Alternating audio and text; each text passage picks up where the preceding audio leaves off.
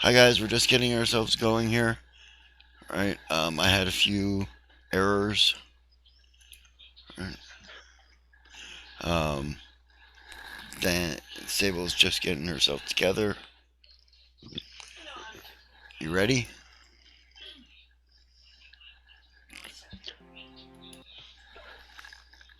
Here, I'll play the music.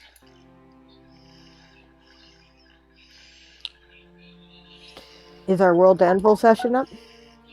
No, I don't think so. Did you do the session?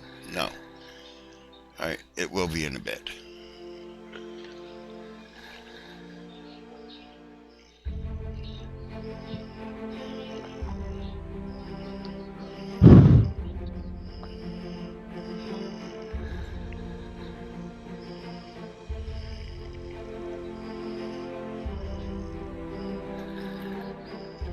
Okay, the music is playing whenever you're ready.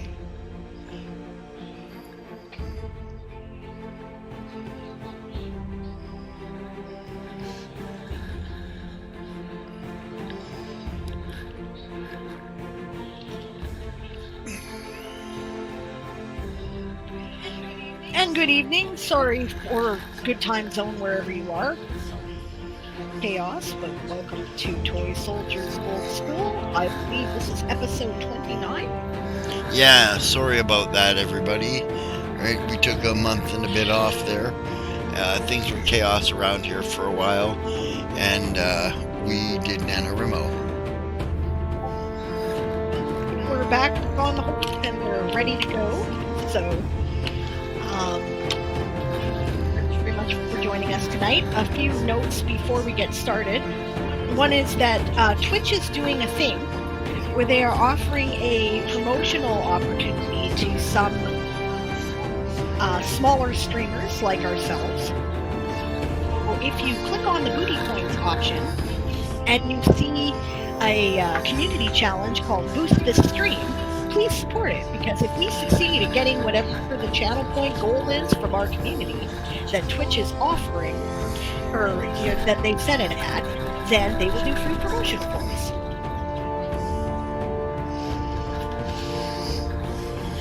All right, it has been a while, but my name is Diane Morrison. I'm also known as Arianrhod. I'm the creator of the Toy Soldiers Saga, and in this campaign, I play Celine Wintermist, who is an idealistic young priestess who is exploring the universe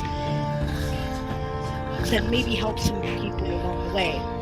Both of our pronouns are she or they. Okay, Staff Sergeant. Chris.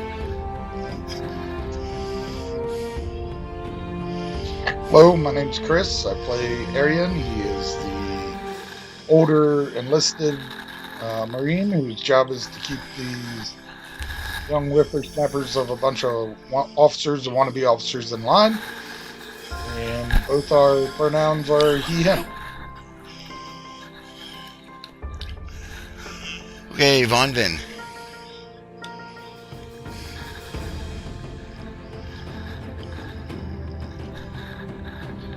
Hi, I'm Rowan. I play Von Vin. She's a happy-go-lucky druid who joined the Elven Imperial Navy to see the universe, fly on the amazing Starseed ships, and go new places, meet new people, and occasionally she, stabs a slaver in the groin. Guns are she, her, and so are mine.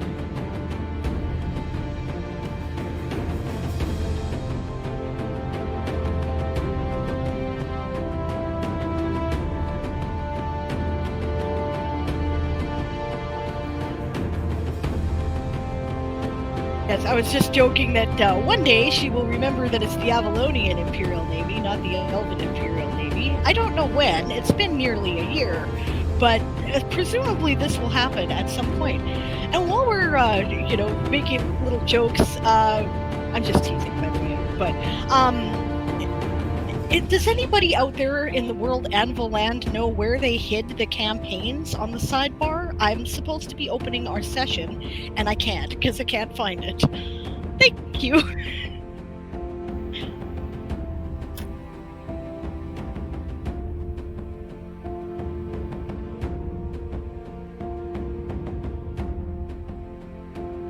Okay, Lurik.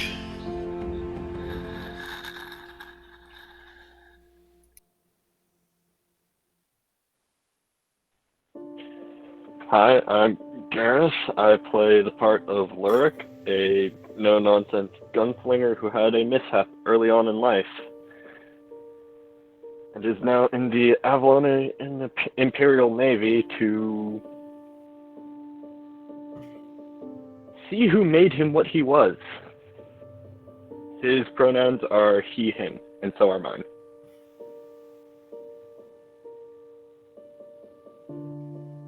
And because I'm eternally slow and I just went down the list and from the person who started, I'm going to go back to the people who are at the beginning of the list and go, Crowley, please introduce yourself.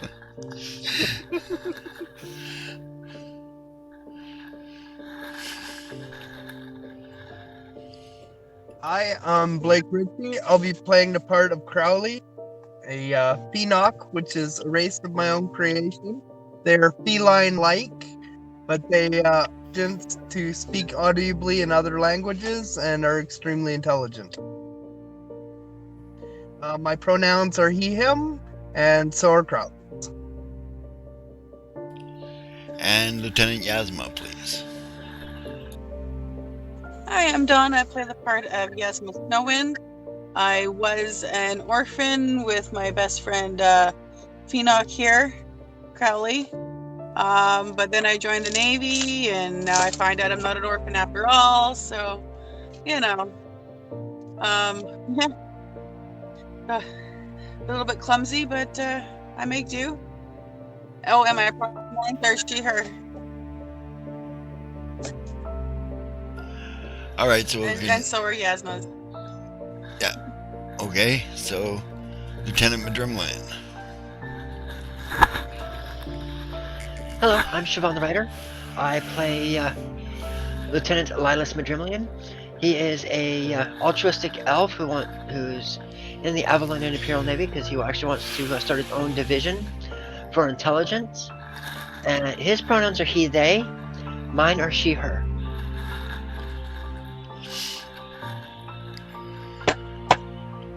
And Arden. Hi, I'm Taz, also known as Gman099 on the internet.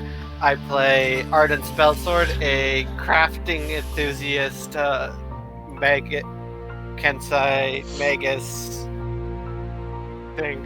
My pronouns are, and my character's pronouns are he, him. I need to work on that.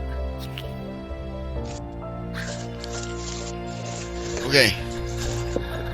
So, we're going to get started here in just a minute. Let's shut off the music. Do I have to? Oh. The session is On With the Show. You found the campaigns thing? Okay. Found it, yes. Okay, I'm going to introduce myself now because she says I have to. Yep. Right. I'm Aaron. I play the part of the Game Master, who runs pretty much all the backgrounding and directs the story so that everybody has fun.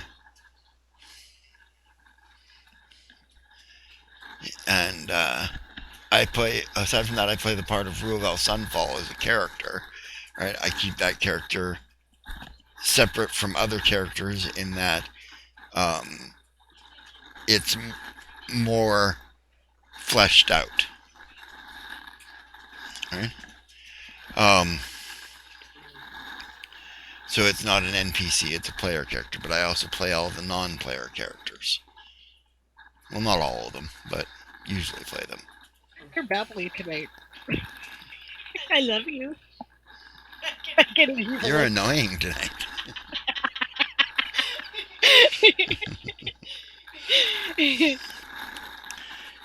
10,000 miles of untamed wilderness. I'm just saying.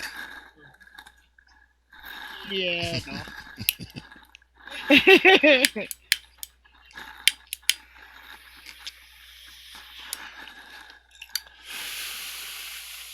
Anyways, when we last left us off, Intelligence officer, can you reiterate?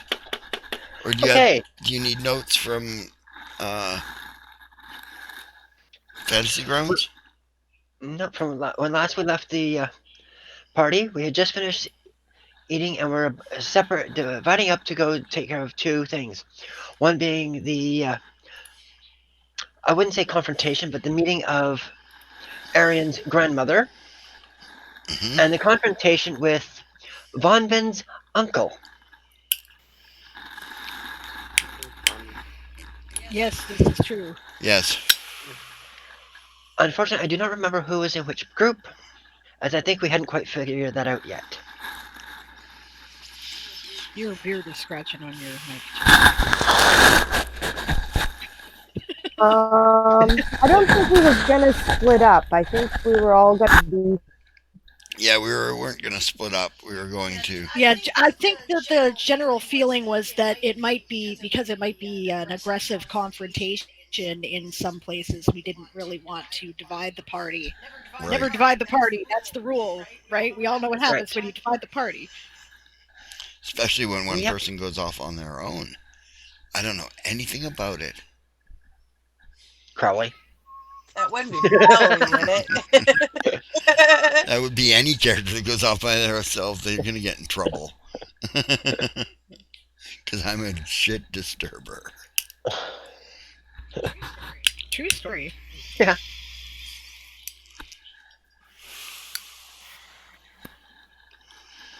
Okay. But we had decided to do the Arian's family first. Yes, because they're on the way to the Grove. That's right. You guys had gotten wagons without Insignia. without blazons on them. Alright? And yeah. You were on your way there. I thought we were doing carriages. Yeah, that's what I meant. Yeah, there were carriages, and we had just arrived because we had Yeah. just helped all the ladies out of the carriages.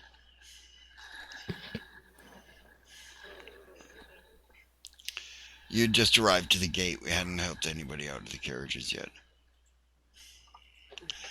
Okay. Shall we pick up there? Everybody ready? Yep. Yep. Like a Yep. plan.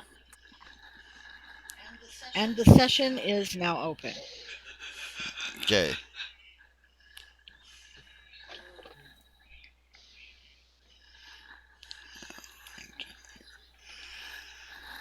Alright, you pass in through the gate, which is open. There is a ceremonial guard there, but he doesn't stop you in any way.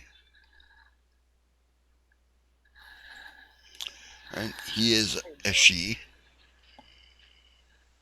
Right? Looks rather militant. I'm basically here to follow Arian's lead. Yeah. So I'm just, support. I'm just talking to you and Yeah, no, I'm sorry, I'm just playing. yeah. I don't mean to interrupt you. Yeah. And you arrive to the front gates. The front foyer, basically. I don't know what you call it. The courtyard. That's The portico? The which? The portico? Portico, yeah. Okay, alright. Or atrium, I think it is. No, portico. No, portico, atrium is inside. Atrium is the heart. Right. Yeah, where you turn your wagons around. In front of the place. Yeah, that's definitely a courtyard. Yeah. Or portico. Oh, I'm going to figure out some sort of ambient stuff on there. What do we got here? Elven Veil, that's what I'll use.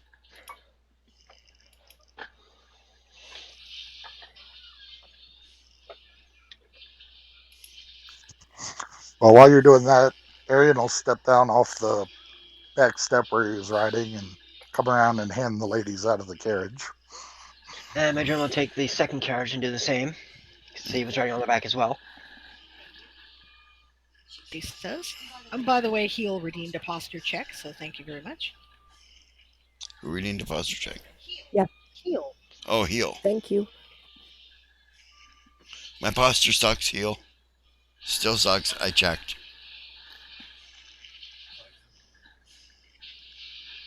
Everybody else cares about their posture. I'm quadriplegic. What the hell do I care?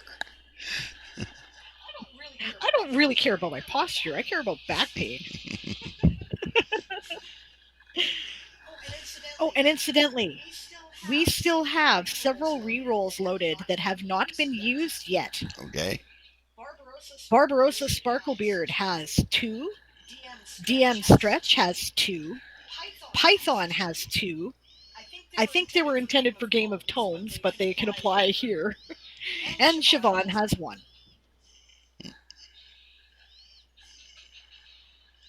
Okay. Is Stretch still in the chat? I know Siobhan's here. Is Python here? I haven't seen Python in a while, to be frank. Beginning to be concerned. And who else did? Sparkles. Oh, Barbarossa, Sparkles. Sparkles, Yep. is he here? No, Sparkles is not here at the moment. Okay. And no, I haven't seen Python since the end of Game of Tomes.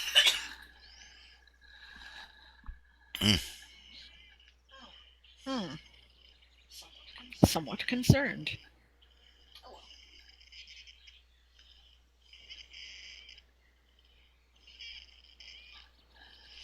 Yeah.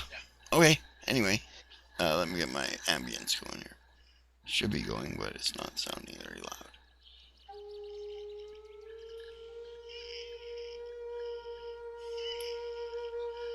Are you guys hearing it, or those of you who are monitoring the stream?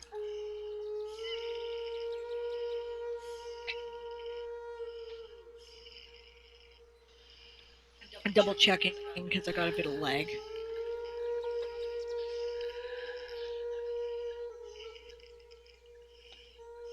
Yep, it's there. Okay.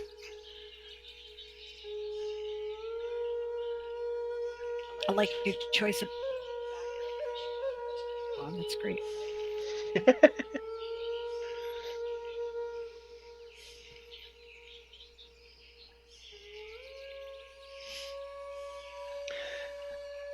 Yeah, of course, it's making me think elves in space.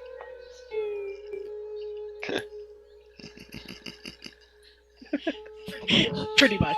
Should have told the campaign that, I suppose. Here we go. Okay, is it too loud now?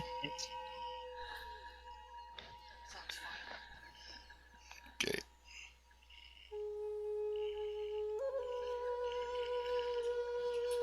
So yeah, Stretch is still here. He's modding on mute. Oh, okay. Well, how are we supposed to know if he's going to use one of his rerolls then?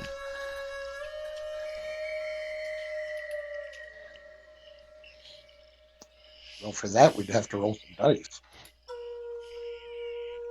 That's We true. don't still have to roll a die. Yeah. How long has it been since we actually rolled a die in this campaign? A few sessions. Yeah.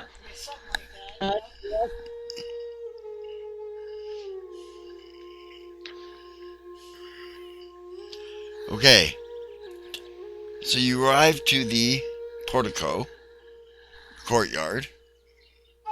You clip flop with your horse's hooves, and then both Madrimlian and Arian. Staff Sergeant Mithrasis, right, step down and help the ladies out from the wagons like proper ladies. Thank you. Get down. Right? Thank you.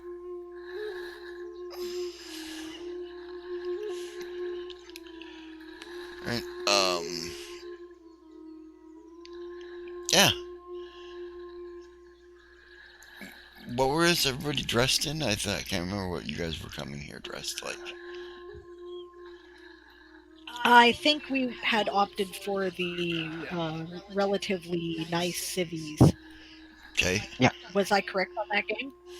That's what I believe we had opted for. Yeah, last I checked, we were all in our noble gear and stuff. Yeah. Yeah. So as you're getting out of the carriage, Xerxes turns to Arian and says, "Lord Mithrasus." Yes, Your Highness. Says, "Permission to wear your baldric here." Says, I realize I have the right. I just asked your permission for as to not offend. I don't see why not. So he puts over his clothes the Mithrasus baldric, specifically the Mithrasus baldric of Glimmermore? Glimmermore. Yeah, no, not Glimmermore. Glimmerfell. Peridot. Peridot. Peridot. Oh, you're right.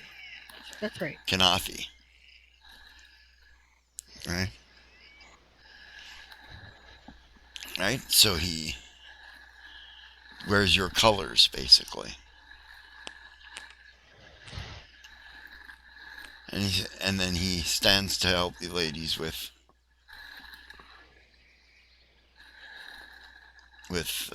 Arian. A rather posh looking, you think older, but it's always hard to tell with elves. Even when you're an elf. Right? Right? You're pretty sure older. Middle aged. Gotta be at least 300-year-old elf. Dressed rather posh, as I said. Descends down the front stairs of the manor palace. It's huge. Palace, right. It's huge and ostentatious and what is it? Gaudy? It's awful, artificial, and pompous. In their Elizabethan meetings, I Yes. take it. Right. Gaudy. Got it.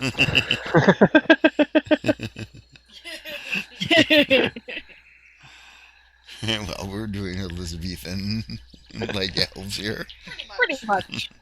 So it's awful, artificial, and pompous. Well, the sergeant leans over to the captain and says, "Ma'am, remind me to hire a tasteful decorator if I ever actually want to live here."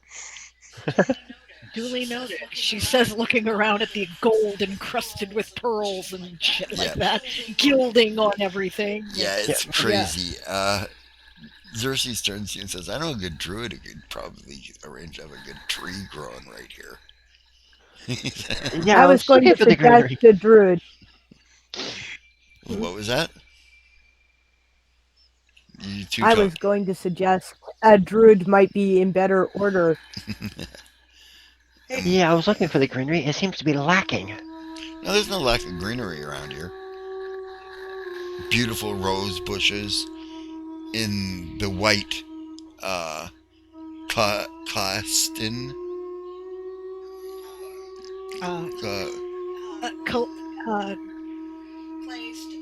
Clayston. How I said that. Roses, which means land of roses.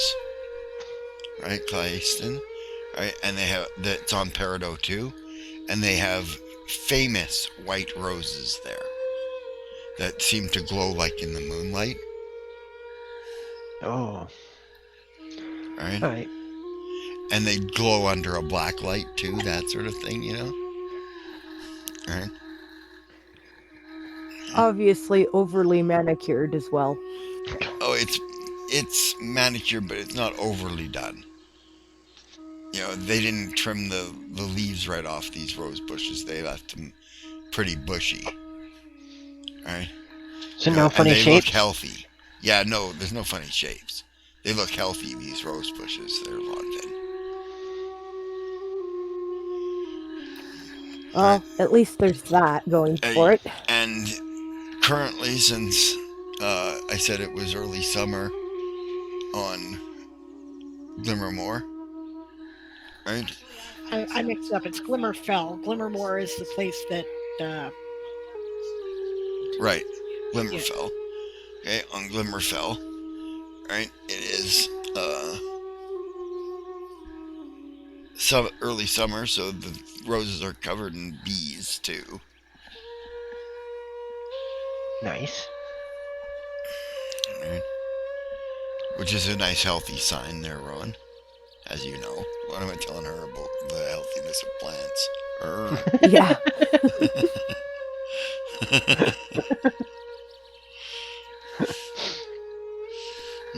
I think Rowan is a druid.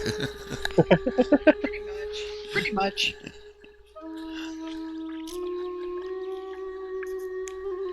Okay, so this elf comes down. He says, "My lords, my ladies, he says, what can the house mistress do for you?" I'll step forward. I'm Lord Arian Mythicus. I'm here to see my grandmother. Your Grace, he says, almost without missing a beat. Almost. Uh-huh. Not bad. Right? He says, I'm sure she'll be delighted to see you. She's in the garden. Can I take you to the study where you can rest and she can prepare for you?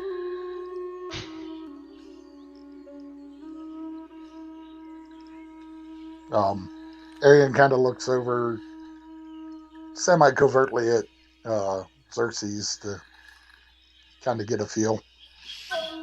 Xerxes nods. He says, tell the lady to take her time. He says, we wouldn't want to rush her into some meeting that she would feel awkward or on the spot doing. And to be fair, we were not announced. We were not announced. And he says, and you are, my lord? He says, oh, Xerxes right in, thank you. The guy just sort of almost spits.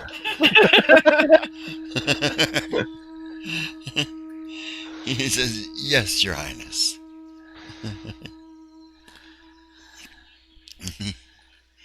He says, I figured it would take some of the shock off of you, he says to Arian as the guy turns to leave.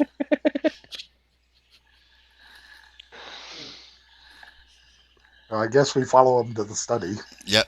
Yep. Yeah, he just turned and began to walk. It almost takes him about 10 steps before he realizes you're following. Right? And then he turns and says, my lords, my ladies, your grace, your highness. He says, forgive me, I'm just taken aback by the sudden meeting of the crown. And of course, your grace, I was not expecting you, or I would have had a room ready and rooms for your friends. He says, please give us the time to make accommodations available. He says, how long will you be staying, sir? Oh, not long. We must report back to our ship before too long, so it'll only be a short visit. No need to prepare rooms. All right, he says. And then your favorite drink, then, my lord? Celine smiles a little at the corner of her mouth, wondering what he'll ask for. Apple branch banana brandy. Apple bench banana brandy. I can arrange that, my lord. He says, I shall arrange a couple of bottles to be warmed for you as you wait in the study. He says, please, this way. And once again, we will follow. Yep. Yep. Yeah, he takes you into the opulent manor house, palace, and into a large study of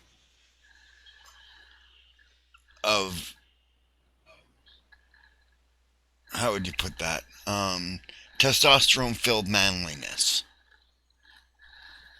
It's like every inch of it's covered with fur and boars' heads, and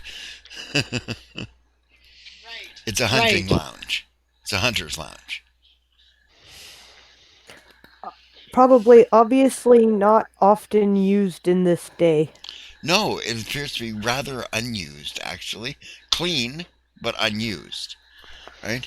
The pipes in the racks haven't got lip marks on them or anything like that, but you wouldn't expect they would here. You'd expect they'd be cleaned after every person used them. Right.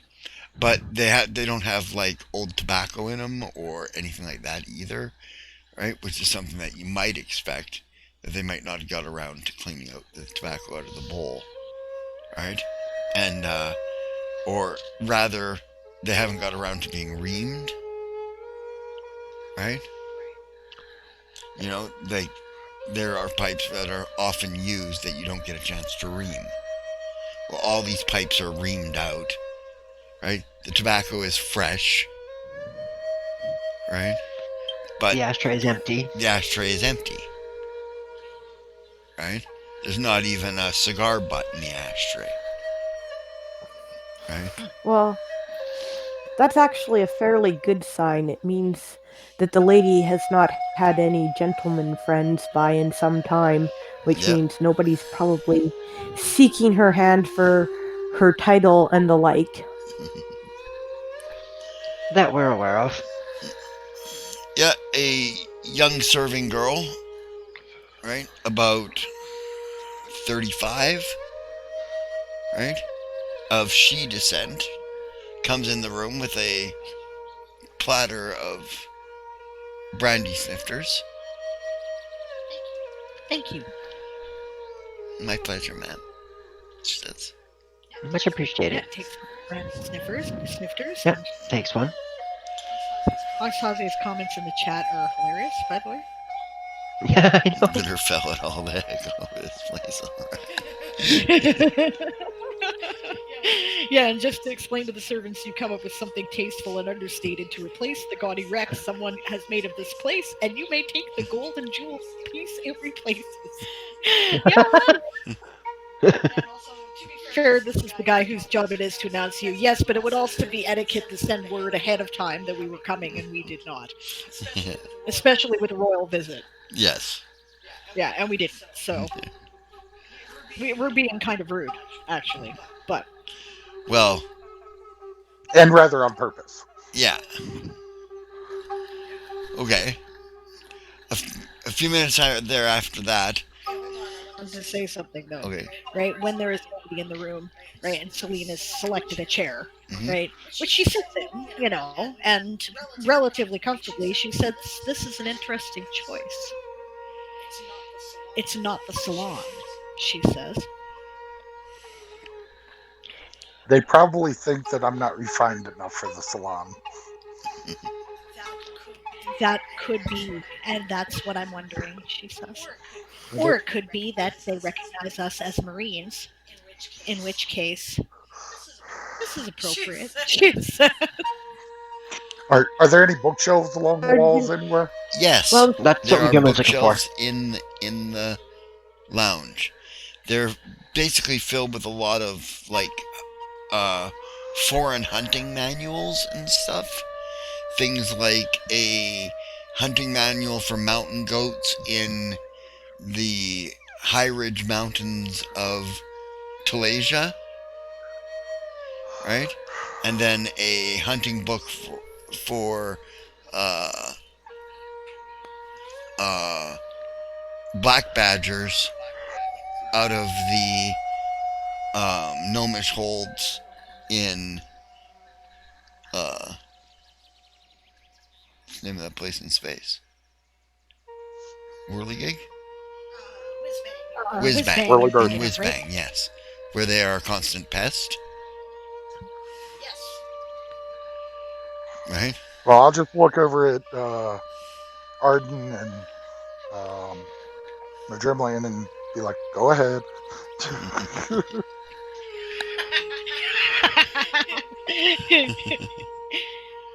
Also, Rowan was saying something. I'm sorry, I missed it, Rowan.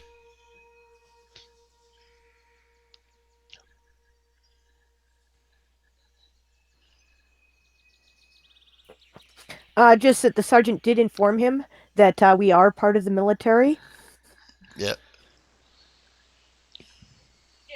Yeah, but he wasn't specific. He said back to our ship, right? So it's interesting. Navy, this wouldn't be quite as suitable, actually. What do they know about landbound madness? You know? Yeah. Okay, so a few minutes later, probably 10, maybe a few more. It's hard to tell without a timepiece out in your hand. And I also like what Alex does to say there. Marines, yeah, take them to the Hall of Dead stuff. Maybe we'll contain the damage. yeah. Legit.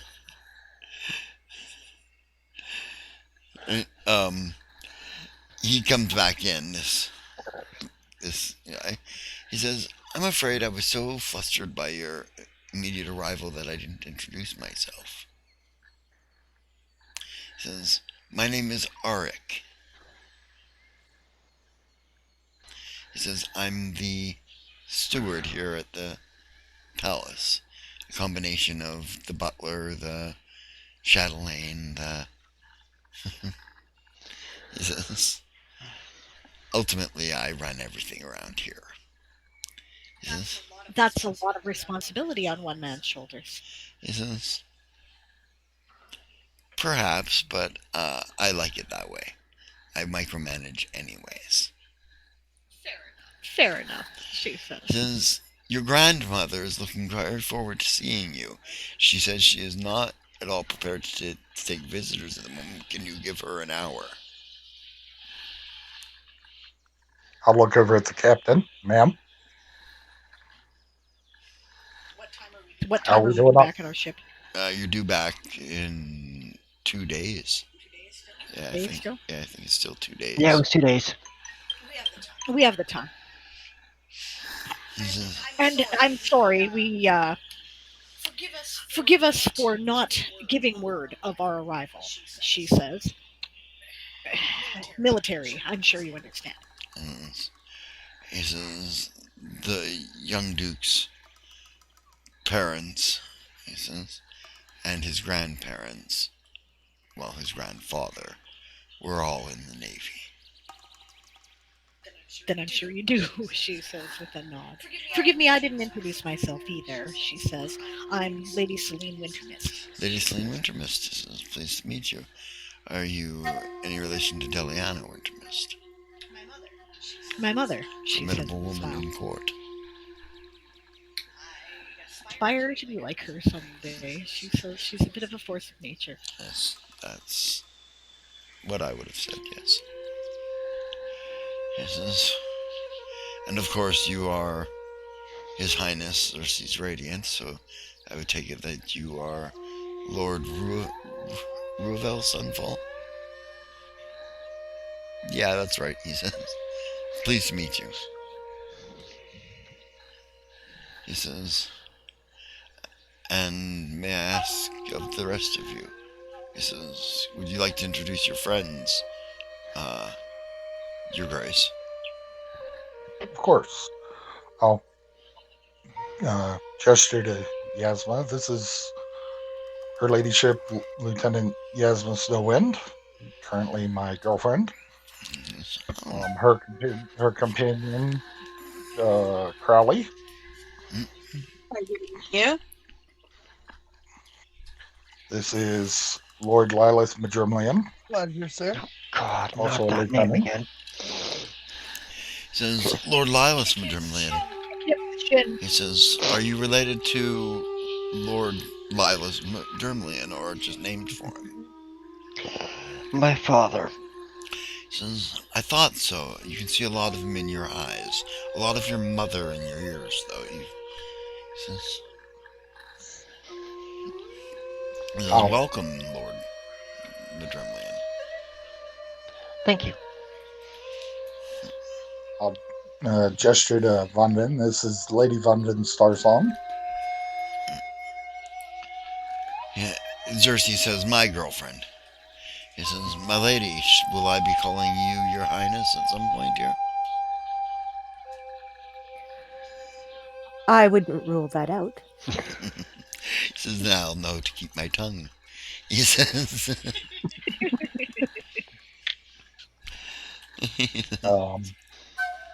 This is Lord Arden Spellsword. Lord Arden, pleased to make your acquaintance. He says, are you of the where did you say your character was from?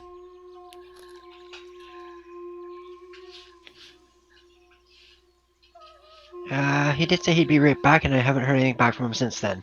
Oh, okay, I didn't catch that. So, all right, we'll come back to him. And finally, but by no means least, this is Lyric of Whirlybird. Lyric of Whirlybird, pleased to make your acquaintance. He says, are you... Introduce Crowley? Yes. Yes, we did. Okay, I missed it. Sorry. Yeah. I'm not sure what you are. He says, what would I call you? He says, as to not offend.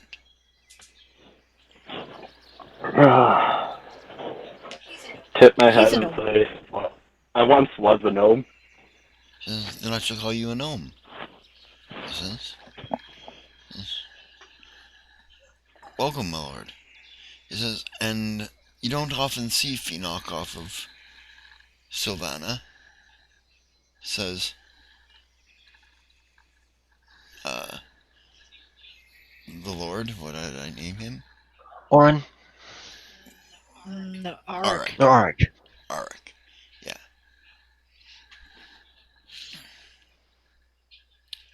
He says, but you're of course welcome. He says, the Duchess has asked that I make sure that you have all been fed and watered, and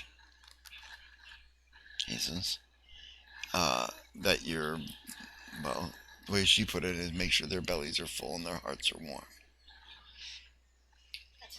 That's a lovely thought. I think we just ate though recently, didn't we? Yeah, you guys just had dinner. We have eaten recently, and the brandy is lovely, she says. Thank you. He says, very well. Yes, who did we lose? We lost Dawn and Blake. They'll be back. And then I will readjust the... Hey guys. Hey, sorry about that. We lost connection. Yeah. I got data working now, though. Oh, you're on data? At the moment, yeah.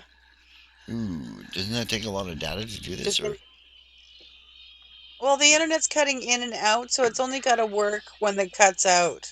Ah, okay. So, it only, yeah. So It uses less data. Right. Yeah.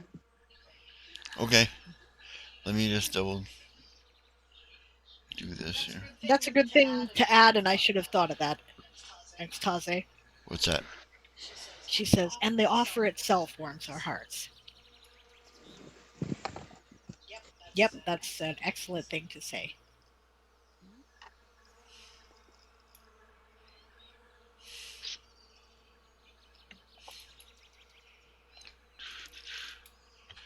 I just gotta adjust the Okay, nameplates. since we're in a sort of brief break, I will be AFK for about a minute. I'll be right back. And back to the fact on what to call him. You call him Lyric. He says, of course, sir.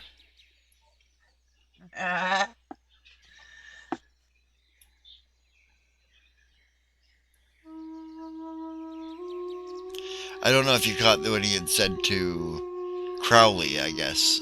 You were disconnected at that point? Yeah.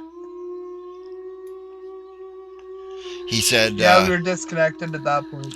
Yeah, he had turned to Crowley and he said, you don't see too many Phoenok off of Sylvanus, he says, but you are very welcome here, he says.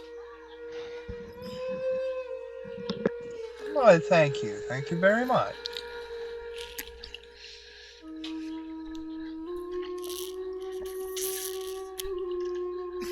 He says, I've been to your world once. He says, when I was young. Oh, that was a few hundred years ago. He says,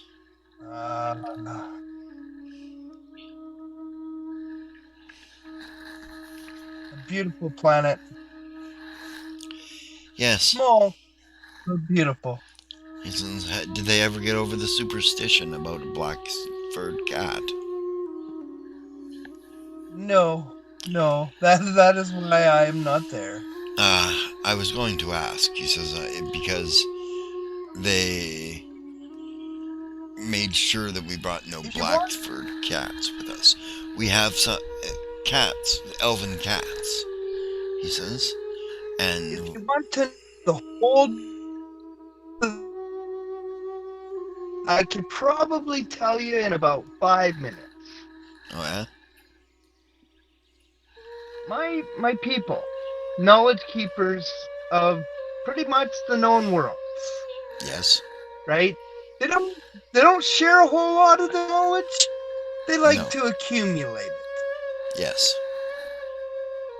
One book,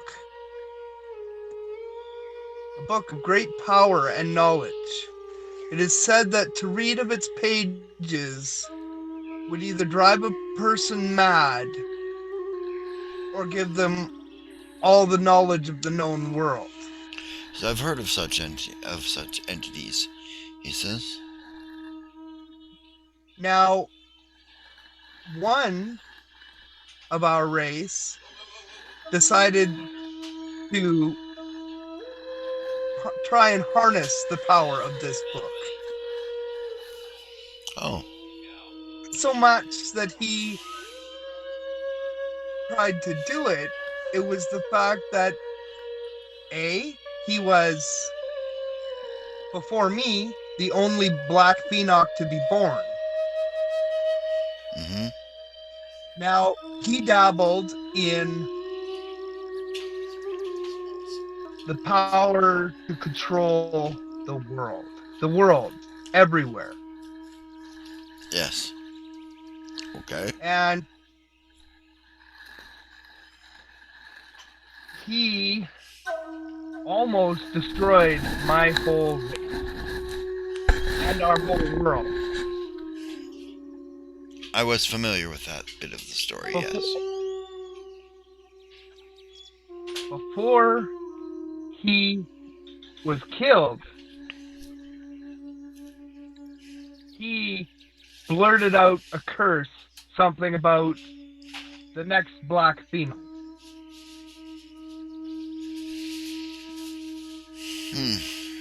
And I don't remember much of what my mother told me about that part of the story, but she told me that that's why she had to hide me.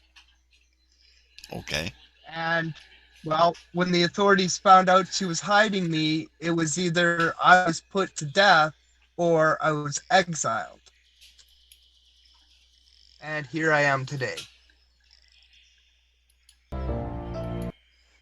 If I step foot back on my planet, superstitious people will try to kill me. I'm sorry to hear that. Many of them being very powerful mages, because my race lives a very long time. There are a lot of old phoenix that still remember the wrath that came down. Yeah, is it true that Phoenix have 9 lives like other cats?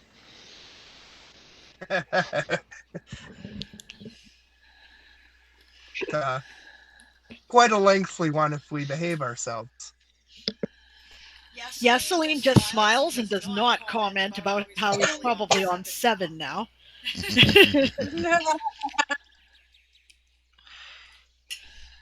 Probably. Yeah. Yes, that is the reason why I cannot go home. That is the reason why, it was believed that since I was the next Phoenix that had all black fur, that I am the cursed one. Are you certain that every hair on your body is all black?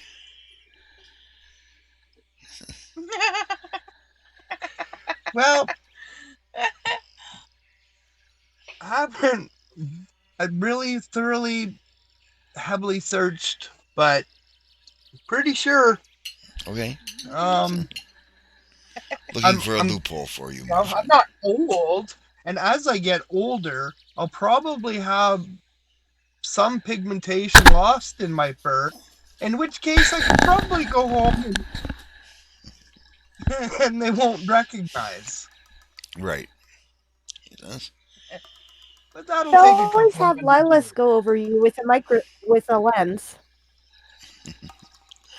We could always just treat him like he's some sort of weird alchemical specimen or something too. Says Xerxes, in person, people, come on. That's rather invasive to go over a guy with. Magnifying Yeah, but glass. then he could go home if he wanted. Yeah, unfortunately, it's still the perception of him. That's the problem.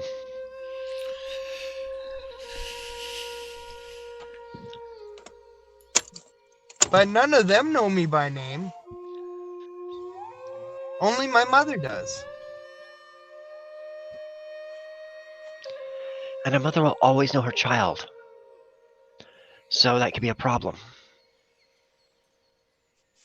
Yeah, only if I outwardly let other people know by hugging her in public or something stupid like that. The other question is, do other Phoenix know your scent? By now, I'm sure they've forgotten.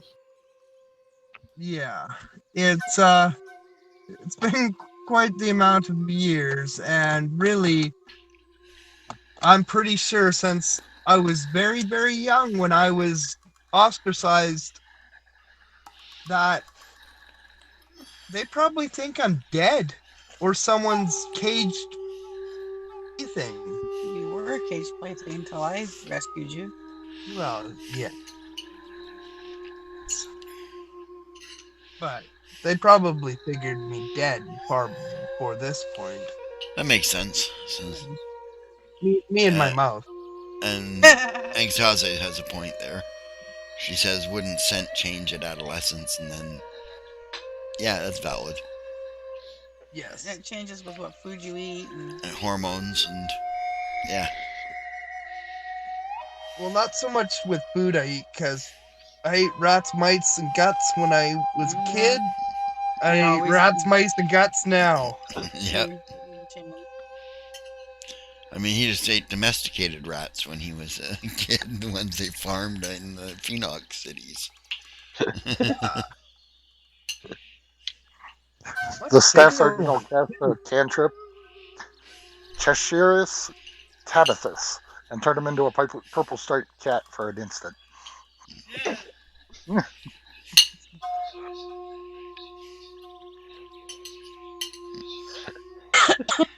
I love it.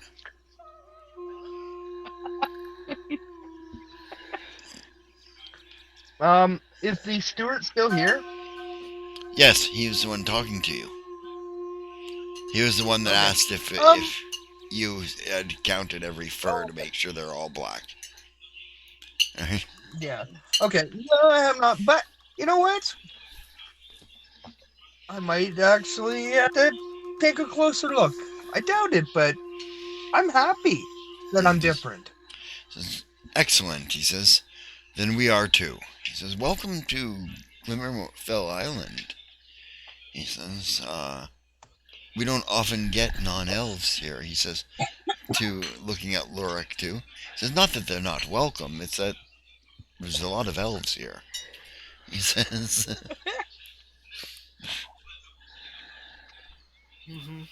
Gareth is back, by the way. Oh, Gareth is back? And so is Aiden. Sorry. Or not Aiden, Arden. Adlin. Or Arden? Arden. Yeah. Okay, so Lorik was introduced. He asked what you would call your species, and you were here for that, weren't you? Yeah. Okay. It was Crowley asked. Oh, sorry. All right. I asked Arden where he was from. Do you know what right. planet your character's from? I never really thought about it.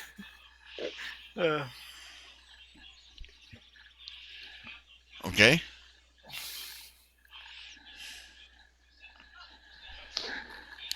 Something we'll talk about later and we'll consider. Okay. Consider the type of things you want to be going on your planet, because it might fit into one of the planets that I've already got. You know. That's fair. Right. So. I believe he was a ship brat. Yeah.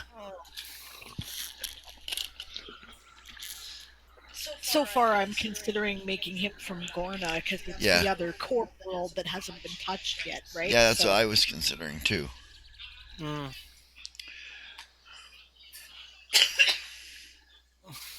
Gorna's got some interesting places there. Well, the thing about Gorna is that a lot of it is invented, actually. Yeah. So you could make stuff up. Yep. Yep, that's true. The only thing I've invented on there is the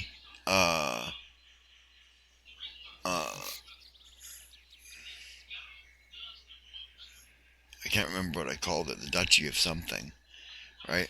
Which is where one major NPC comes from, right? And therefore his descendants ultimately come from there. But and then a nation called Taloncrest. There's also a humanocentric. A mostly elven nation whose name I forget, which I'll have to look up because it's in book 3. Yeah. That I made up, and a capital city, and that's it, right? So we know there's elves there, we know there's humans there. Yep. And aside from that, we have no idea what's on Gorna. And starfaring is pretty ubiquitous. Other than that, nothing. We know Jack. Yeah, starfaring is ubiquitous among the elves. Yeah, that's true. It doesn't mean it's necessarily ubiquitous among others. Ubiquitous means sort of everywhere, ever present. Just checking back what was said here.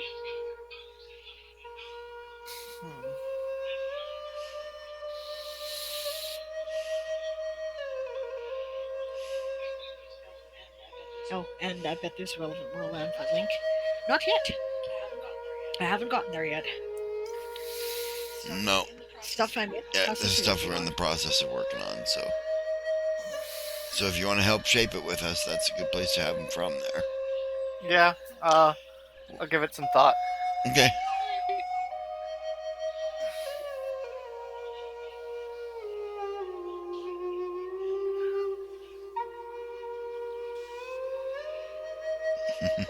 And Saze loses the bet. Okay, so. Wait. Yep. He takes his leave of you a few minutes later, right? After replenishing the brandy bottles. Okay, as soon as he's gone, Magellan approaches Celine. Fed and watered? What are we, a bunch of livestock? Oh, don't get your hackles raised. That doesn't necessarily mean anything. It could be just an attempt to break the ice a bit. Okay, he is chuckling. Really isn't your style, is it? She says. Not really. These books are all on hunting. That's even worse. Got some interesting naturalist information about species in there. There are some interesting books, but have to come back and take a look at those later. Anything you need to know about hunting? Ask a cat. That's why I said they're kind of useless.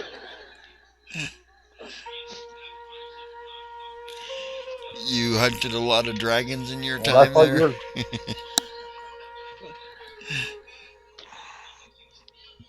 No, but you can smell them, and you know what? You smell that, you turn the other way. Yeah, that's my opinion too. He I'm the says. dragon. I don't like the dragons that are around the castle. They scare the hell out of me, he says. Sorry. That's definitely a strategic retreat moment. Oh, And they're nice famous, dragons. famous for its bake-at-home pizza. It's not delivery, it's the garnish. The garnish.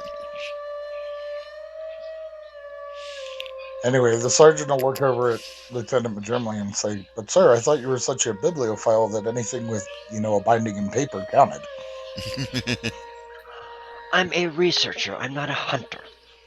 I'll leave that to you. I bet that Ruvel and Cersei's both hunt. Oh yeah. I'm sure they do. But I'd rather stick my nose in a dusty old tome than, well, the dust. Yes, his parents used to send him outside yes, his father used to send him outside all the time when he was a child.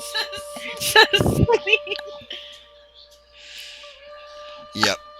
Crowley's gonna find a nice chair and grab a couple of those naturalist books on species and kind of have a good study through them. Hey, Song. Esong is here and Barbarossa is here. Good to see you guys. Hey guys. Yay! So I'll let you know, Barbarossa, you still have 2 rerolls banked.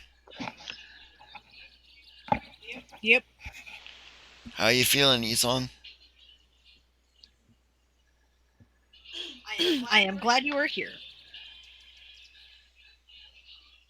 All right is better All than right is- has been, so I will take that as a good thing. Likewise. Awesome. Glad to hear, hon. So, Aaron, are there doors here that lead out onto the patio or the porch or something? Yes, there's a door here that leads out into a patio area off the garden. A I'll more look over manly patio area than a salon garden. I'll look over at Ravel and Xerxes and say, there are these pipes and this tobacco here that just is going to waste. Why don't we step out and have a smoke while we wait? A capital idea. Well, I'll stand out there with you, says Celine. Yeah, the Xerxes and Ruvel load pipes with you, and So does Madrimlian. He actually smokes a pipe, remember? Yep, I remember. Arden, Yeah, everybody Lyric, smokes everything except Celine. I don't know why Celine doesn't like it, but she just doesn't. she never does either. Not in the future. Vonvin doesn't. There you She go. doesn't smoke pipes, but she don't mind them. Yeah. I think that the lady doth protest too much about pipes too when it comes to Celine. She doesn't mind the smell of them or anything like that. It's just that, she's got to protest because otherwise the men in her life would run ramshot all over her as far as the pipe smoking stuff goes. This is during the books I'm talking. Yeah, in the book, she's like, take it outside. Put your smoking jacket on. Leave your smoking jacket outside when you're done. Yeah. Sergeant suggested that we step out. He's trying to be polite and mannerly. Yeah. Yep. With them and kind of look around because Yeah. she's not really particularly interested in looking at a bunch of dead things either. Yeah. After everyone goes out on the balcony, Yep. attack one of the pipes with some cannabis. Okay. And I sit back in my chair, read the book, and smoke a bowl. Okay.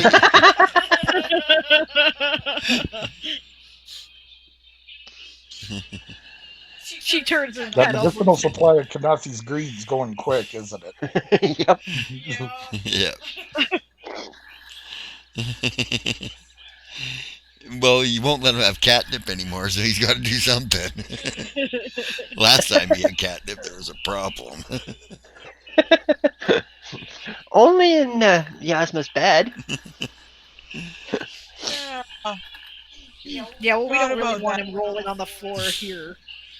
Yeah. So I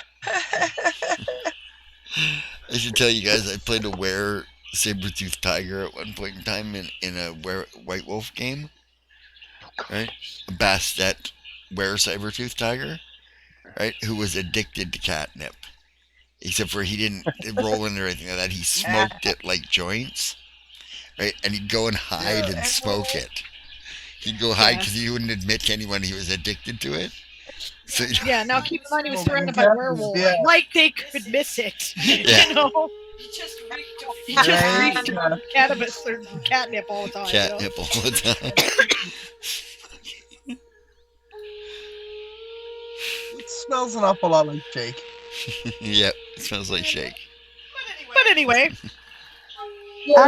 When you burn catnip, it smells almost exactly like pot. no. And what is the porch overlooking here? Porch overlooks, let me think. Their private inlet bay. Right, they got a sort of a bay in a harbor. Right, Nice. with small boats on it. By small, I mean under 100 foot. Gotcha. Well, remember the family was famous for coming up as a water naval power in the beginning. Right. Yep.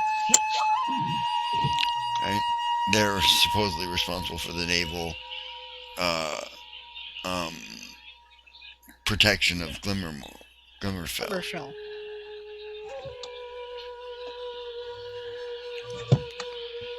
Yeah. It's quite lovely, actually.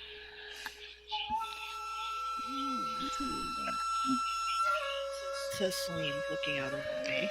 Yeah. Waves wash on white Hey, Ben. sand. Pardon? I think he's talking to someone else. Oh. Or a kitty cat, so he muted. Yeah, speaker was on there. Is okay. Right, yeah, over white sands. Does it look like there's any swimming area down there? Oh, yeah. Oh, we definitely got to visit the beach later, I think, she says. Well, maybe not this round. We don't really have time. Other plans, but next time, she says.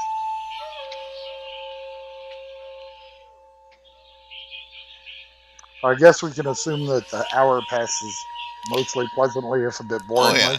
More boringly than anything else. I mean, like, you guys have each other's company, so it's not that bad. Right? But, Well, I am, taking in as much of the surroundings as possible to get a feel for the place, Yeah. Try to get I'm also looking out at the grounds, right? Do I see lots of servants or only a few? only a few. See, that's interesting because this place is gilded to the nines. And we got one guy who's doing the steward's job and the chatelain's job, One wonders if the house is in some kind of financial trouble. Well, they have been out of favor with court for quite a while. Exactly. Yep.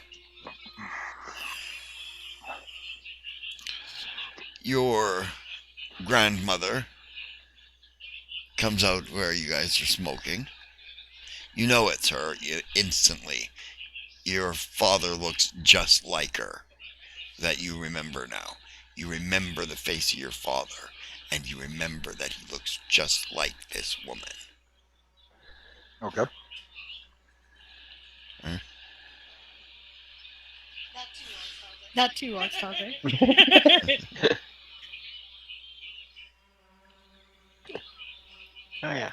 I'll, bow Yeah. to her. She's Grace. So She smiles and she sees you. She says, "You probably felt you'd be unwelcome here." It was a concern. She says, "I'm sorry that you had such, as that was your grandfather. He would have made you unwelcome," she says. "I am not your grandfather," she says, "but I am your grandmother." So she holds her arms out like she expects you to come give her a hug. I'll go over and give her a hug. Yeah, she hugs you back. "Welcome home, Arian," she says. Thank you, grandmother. yes, smiling "You now. look very much like your mother." She says, "Your father looked very much like me. They tell us that they are dead." So I understand. She nods. "I am sorry that you have been made to feel unwelcome here and that you have never come home," she says. "Your grandfather was a bit of a bastard," she says, "if I can say so frankly." She says, "I loved him dearly, don't get me wrong," she says, "but he could be a bit of a bastard and arrogant. What's the word the kids call him now? Asshole," she says. Chuckle because the word sounds so foreign coming out of her mouth. Yes. Yeah, it's said with a distinctly she sort of common person's accent. Like, Right. that's the only way she knows how to say that word. Von says, actually, until very recently, totally unaware that he even had family here. She says, "I'm so sorry to hear that." She says, "If there's anything I can do for you," she says, "you join the Navy like your parents." Well, technically the Marines, and The technically I Marines. enlisted. Why did you go and do that? It Because, seemed the thing to do. well, she says, "your grandfather raised up the ranks, retiring as a captain in the Marines. Interesting. Says your father, he was a good Navy man. Says your mother, a strong naval surgeon." I thought she was a pilot. Well, he's a pilot, I thought. No, she was the pilot. Oh, okay, never mind then. He says that. A very adept naval pilot, she says. Yes, from what I remember of my young life, that is very true. She nods. She says, "Your mother, she was beautiful, exotic. I know why your father loved her. Still does, I imagine. I don't think there's any separate elven heaven." She says, "We all go to the same place, don't we?" Last I heard. She says with a smile, being an Arianrhod priestess. "Welcome to my home, sister." Thank you, Uh, Your Grace, she says. Grandmother, allow me to introduce my friends. "Yes, This please." is, this is Captain Celine Wintermist, my commanding officer, and also a good friend. "And you look like your mother." Your mother is obviously Captain Diane. I'm proud to say that is absolutely true. Well I didn't met. see it originally, but now that I know your name, I do see it, she says. And this is Well, I'm her very pleased to meet you. Sorry, ahead. go ahead. And this is her executive officer, Lieutenant Madrimland. Lilas Okay. Madrimland. She says, I've seen you when you were a young boy.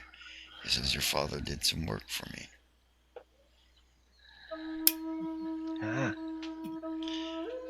I babysat you, as it were.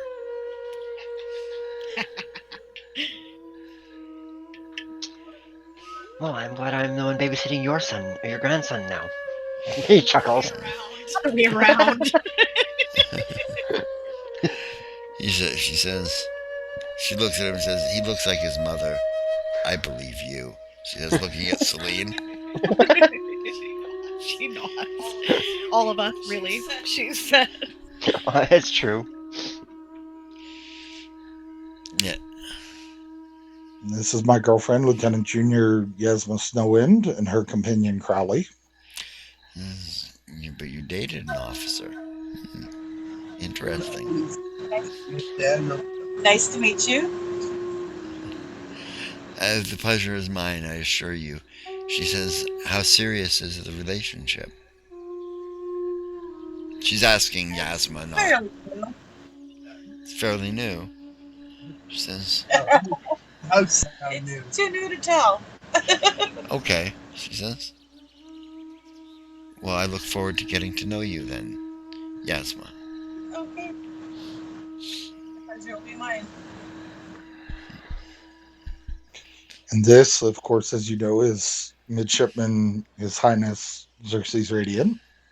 He says, yes, your highness. She says, welcome to my home. She says, here I'm just coming as a midshipman. I'm wearing your colors so that, Jesus. Here is I'm here as Arian's friend. Arian's friend. Says, well, he's made some friends in some very high places, I see. She says, Ruvel? Lady Mithrasis. Yes, this is the Midshipman Ruvel Sunfall.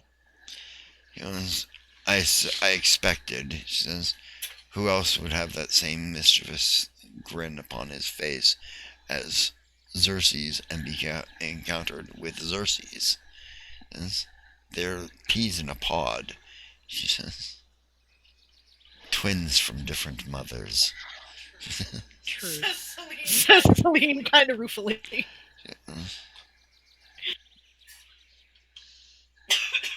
I'm not sure how to take that, says Xerxes. With all the respect it's due, your highness, she says. Well, considering you weren't there for the, what is the term that was used? Latrine duty? She says, looking over at Ruvel. Some stories to tell for sure, she says. And this is Mr. Midshipman Lord Arden Spellsword.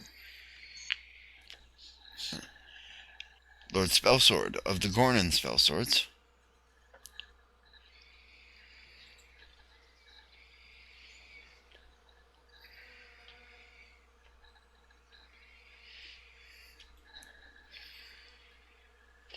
Did we lose Taz?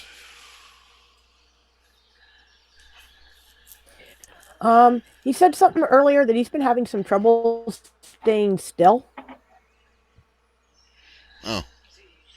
You having back pain today? Medication, maybe.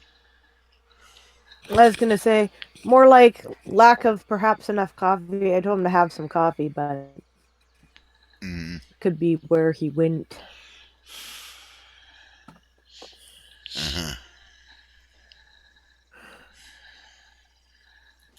And then this is Lurik, also a member of our unit.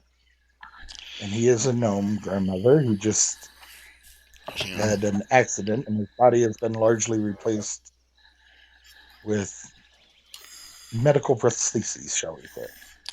She says, well, is that compliments of the Elven Navy that the prosthetic happened?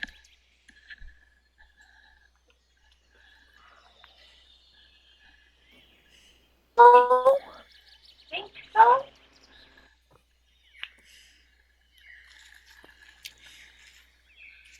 It appears it was an anonymous benefactor. But we are still, well, I am still trying to find out.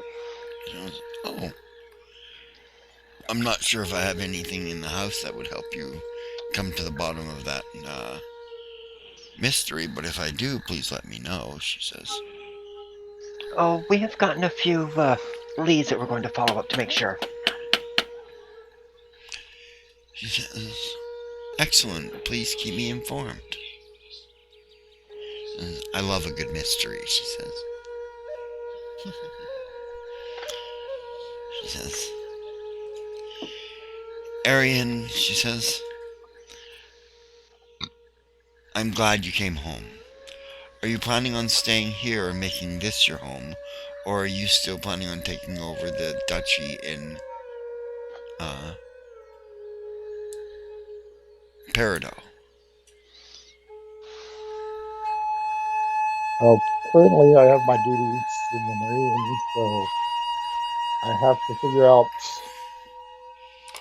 where that all is going to fit, grandmother.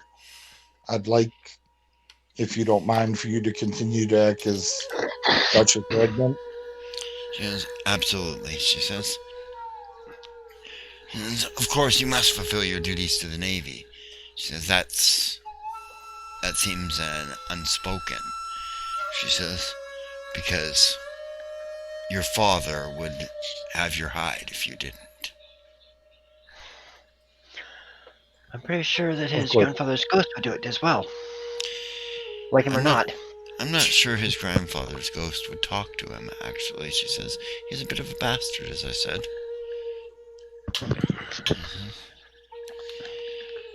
So unfortunately our leave is rather short this time, and we do have many things to... That is unfortunate, she says. Will you come and stay longer next time you can? I absolutely will, grandmother. For now, we must finish out our other responsibilities for the day, and we're currently staying at the palace thanks to Xerxes. Of course, she says. So I look forward to the next time you come out, she says. I will make a definitive effort to be here when I can, grandmother. Thank you. I feel I have much to learn of the family. Yes, she says, and I have much to learn of your side of the family, she says. Yes. So I mean your mother's side, not your side. What am I saying? She says, a slip of the tongue there. You're, of course, our side of the family. She says. Well, apparently you already know a little bit about about that side of the family. I know of his mother. I know his father's love for her. I know that he spurned his father to have love for a woman that his father despised. Well, you stock the apple branch banana brandy. Of course I do. It's the best banana brandy in known space. Well, Uncle Gallantier is, well, technically Great Uncle Gallantier was my mother's uncle, and he raised me there on the plantation largely after they passed. She sighs. She says, I remember that time. She says, they didn't tell me you existed. Probably because your grandfather was still alive then. She says. I think dying estranged of his son is the best thing that could have happened to him. Maybe in afterlife they will reconcile. It's because he pined away after his son died. He stopped hunting, and then he stopped eating, and eventually he just... I'm very sorry for your loss. A terrible way to lose someone you love.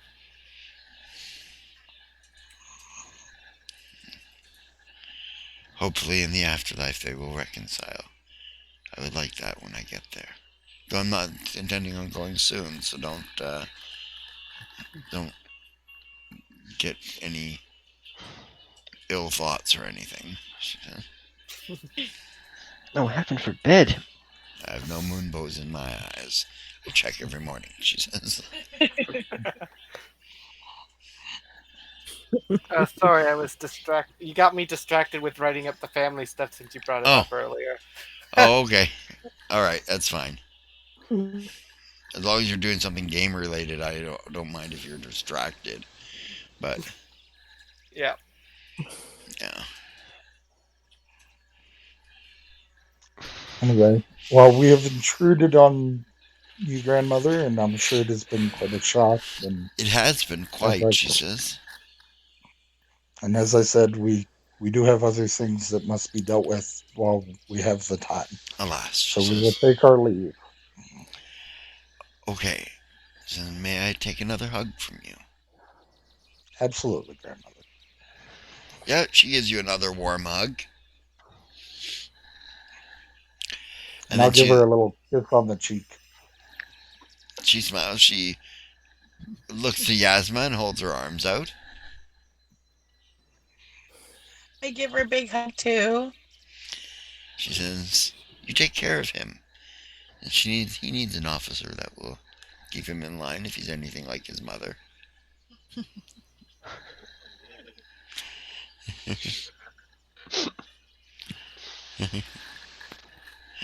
She says, "See you soon, Arian." Yes, grandmother. And if I have time before our leave is up, perhaps I will be able to visit again. She says, "I look forward to it, if it's possible."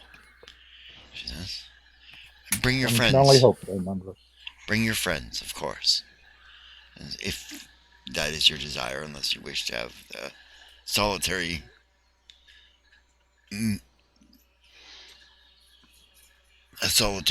visit. But if it is your desire, bring your friends. We shall see, grandmother. Okay. It was lovely meeting you, says Fondin. Thank you for having us on such short notice. She says, "I'm sorry I wasn't more prepared for you." Our fault. We didn't get a chance to notify you we were coming. She says, "And I'm sure that Arian didn't know how well he'd be received either." There was that, she says.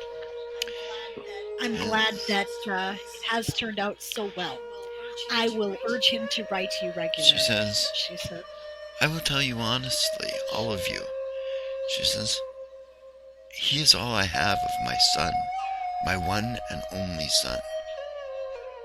She says, "And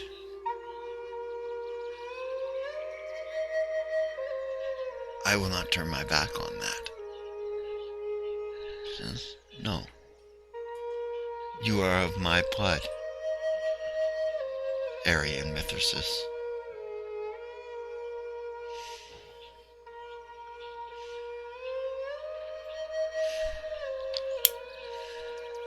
She says, "I am proud to have you in my family. Thank you."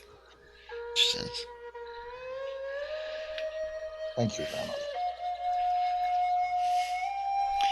Your mother was a formidable woman. Only woman I ever met that would stand up to me." She says, "She was well deserving of my son's hand."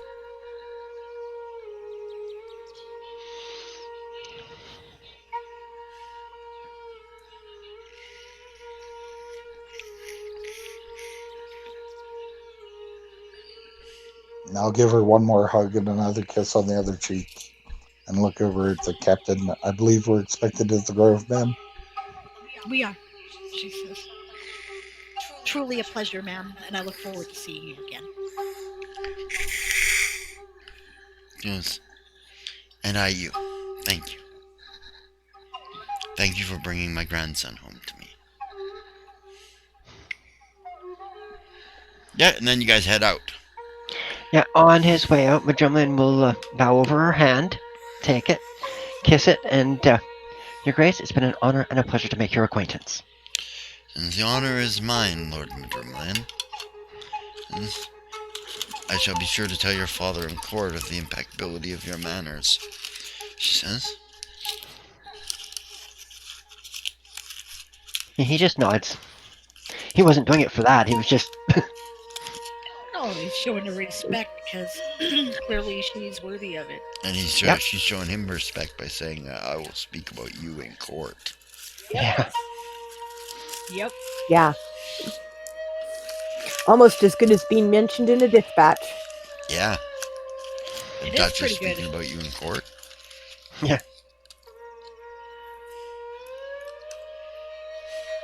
Yep. And he just nods and continues on his way. Yeah.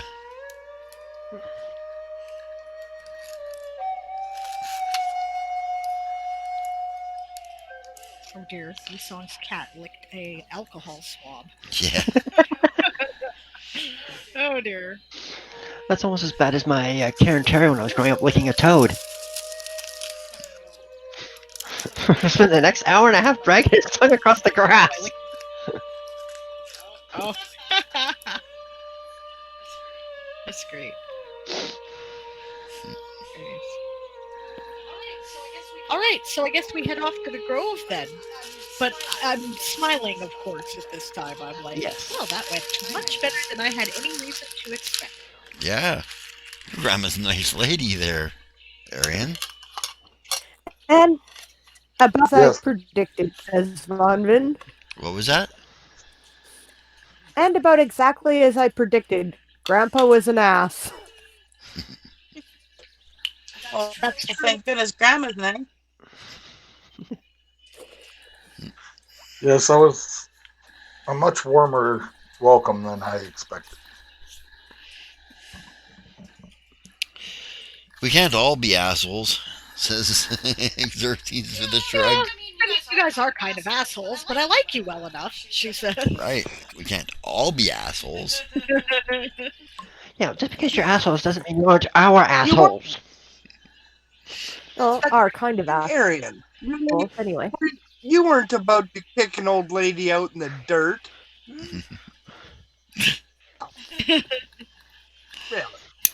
Really? Well, she turned out to be an old lady instead of an old bitch, so that does make a difference. Yes, very true. Very true. Exactly. I'm noticing a distinct She's very formidable when she chooses. You guys talked over each other? Sorry, I'll let, yeah, you go first, it's fine. I'm sure she's very formidable when she chooses to be, however. I'm sure. Speak very as an advisor. Fact, that's true. I was just saying, I noticed a distinct dearth of servants.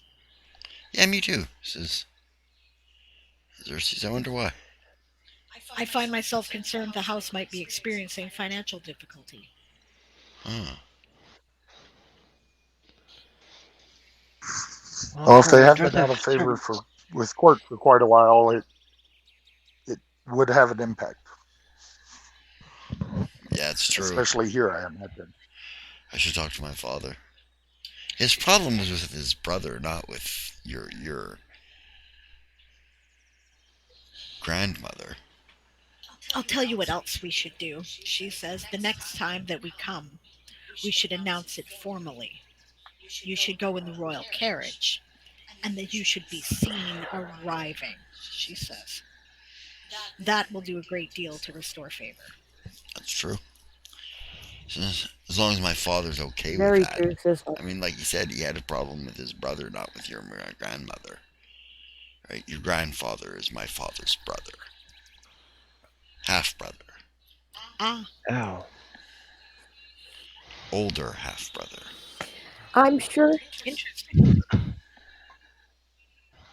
I'm sure that will help, says Vonvin. Anything else? Ah, right. We should get a crystal portrait taken of you, and you should send it to your grandma. Or an actual portrait, commissioned, perhaps. Yeah. Yeah. I could have the royal painters do it, says Xerxes. Yes, but would they be able to get it done within the allotted time frame? 24 hours? Shouldn't take that long. I don't know, it depends on how long Arian wants to sit for the... You know what? On second thought, let's go with the crystal portrait. She says, Definitely. Well, the other question is, if we did a crystal portrait, could we then get the royal artists to craft an actual portrait from that? Yes. They'll hate it. Well, he does have duties that must be attended to. You know, because it's not live subject, right? So they can't totally express their art. You know how artists are. "Yep."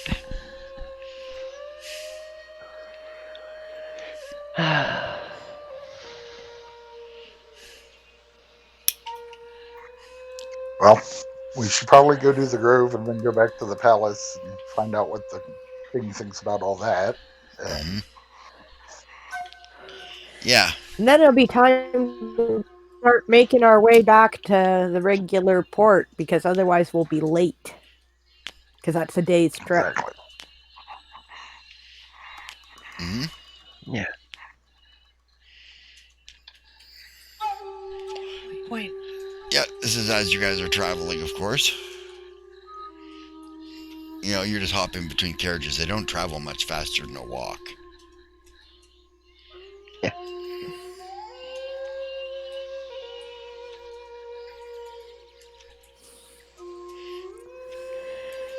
Yep. Let's speed through some travel Yeah. time and get there, shall we? Yeah, and you guys arrive. I Yeah. was just going to do that. You Okay. guys arrive to the Grove. Right? The Grove of... Is it Bridget or Lou? Probably Bridget. Well, technically, it should. Or yes. It could be. It could is be the either. Sacred Well of Bridget. The Sacred Well of Bridget. Okay, that'll work. Yep. Right? And you guys head into the Grove.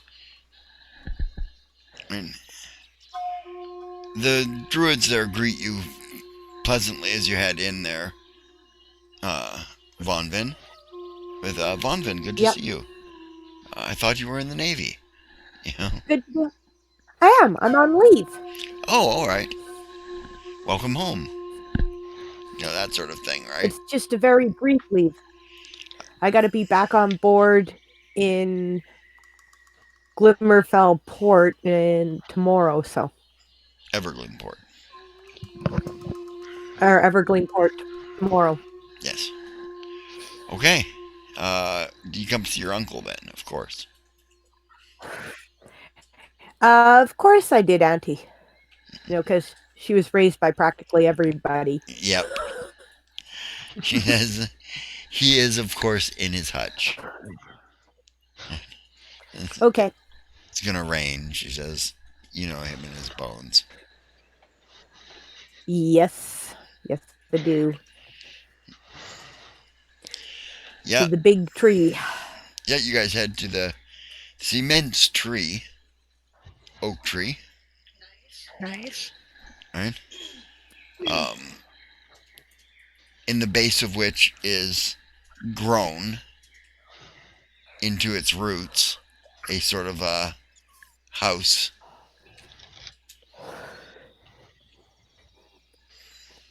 Right? Partially built and grown around that area. You guys are led in by Vonvin, who doesn't bother to knock. He's So why would blind, she? It's his remember. family. Remember, he's blind. He heard you coming. Right? Hello, Uncle.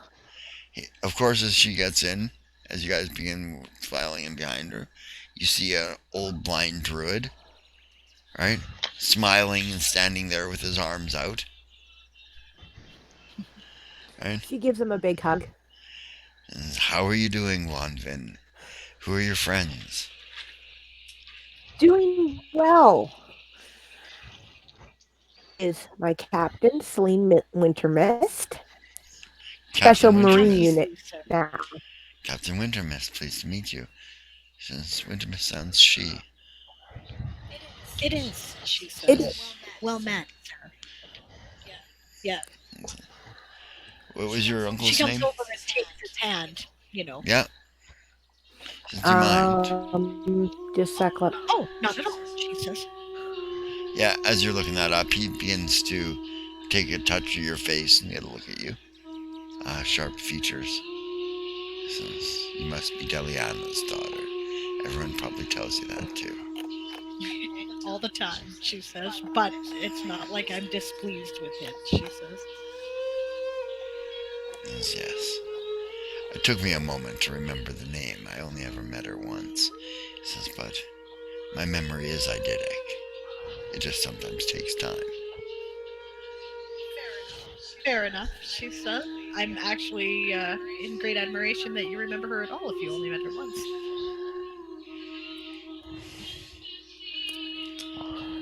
Yep.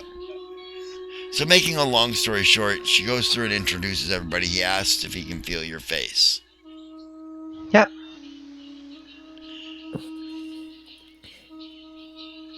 No problem Sure. here. Yep. Yep. Okay, does Lorik let him feel his face? That's the more important one. Everybody else, well, Crowley too is an important one, but Yes, he does, because yeah, Yeah, because I didn't write down my uncle's name. your uncle's name is.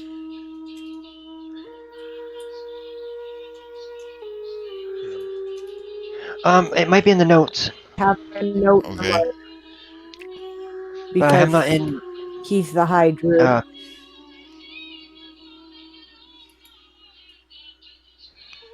Yeah, I'm not at Fantasy Grounds at the moment. You should log in now. It's up. Okay. If he's the High Druid, should he be called Snoop?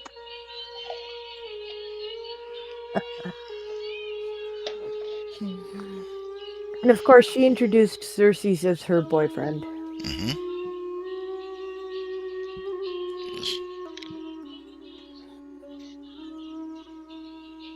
Bumbin's family. There we go. Uncle is great druid. His name is Alisaeus. Alisaeus. Rock me, Alisaeus. Alisaeus. Alisaeus. Alisaeus. Alisaeus. Oh, Alisaeus. We've all just dated ourselves. Anyway. Yep.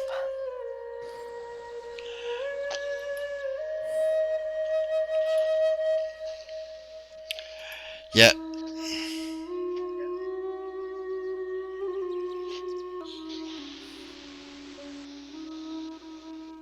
Anyways, she says, I did find out who my father was, Uncle. She says, you did. I did. Yes. Well, I'm sure there's a story behind it. I went to the towers and they did a trace. It turns out I have two half You have which? who are Celine sisters. Sisters. Oh. Actually, yeah. Celine and Yasma. Well, he says, welcome. I'm your uncle, Alisaeus. I'm delighted to meet you, Uncle. She says. Nice to meet you. All right. I'm not going to mention my father by name because he's a full archmage who is notified whenever he is talked about, and I don't want to bother him any further. Okay. Uh, Suffice it to say, there are pictures of him and the king with a sunfall medallion. Oh, really? What was he doing out in the forest with your mother? Sowing some wild oats, Clearly. Apparently, says Xerxes. having trouble saying no, according to him. Also, apparently, no offense meant, she says, squeezing Yasma's hand, but slumming it in urban environments and traipsing around Navy bars, I imagine, she said. I suppose that is his right. Wow, he says, have you informed him? Yes. And what was his response? Yes, Delighted. he showed up. Well, of course he'd show up. He says, but did he seem good with it? Or did he seem... Very, actually. He gained 3 daughters, all in one fell swoop. and all about the same age, And too. I think somebody must have slipped him a potion of fertility or something. It is interesting, she says. It's not as though elves are very fertile, and Depending on he's circumstances. Oh? He says, elves get more fertile the closer to Airaion it is, for one thing. He says, and elves also get more fertile when the moon is full. That's another thing. Right? He says, and elves also get more fertile when they party with fairies. Interesting. Says, it could have been any number of those factors. Or all of them. Says, Quite. Would not be surprised, she says. Crowley says, I don't mean to be rude, but where could one go relieve oneself? Oh, of course, of course. I got to go to the washroom, so I'll be AFK, but yeah. Yeah, he tells you where Crowley you can asks go. where you can go relieve himself. Yeah, he tells you where you can perfect. go. Thank you. Right back. Yep. The sergeant will escort him to the Jakes as per standing orders. Yep. Yeah. Escort him, yes. Because he doesn't go anywhere alone. Yeah, nobody does. Yes, but especially Crowley. Yeah. Especially Crowley and Ruavel. Ruavel and Crowley. Yeah, that's not a combination we should probably go anywhere. Right. We should split them up. It's bad enough you let Ruavel go with Xerxes. Two. Xerxes and Crowley. Those two shouldn't go together either. There's 3 combinations you should avoid at all costs. Yeah. Oh, no. Not a hope. What was that? There's Siobhan.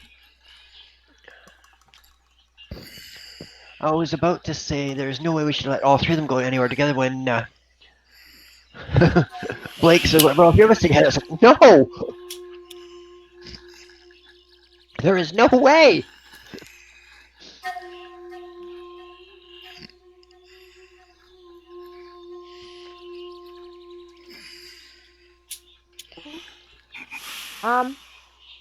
Special Marine Group. We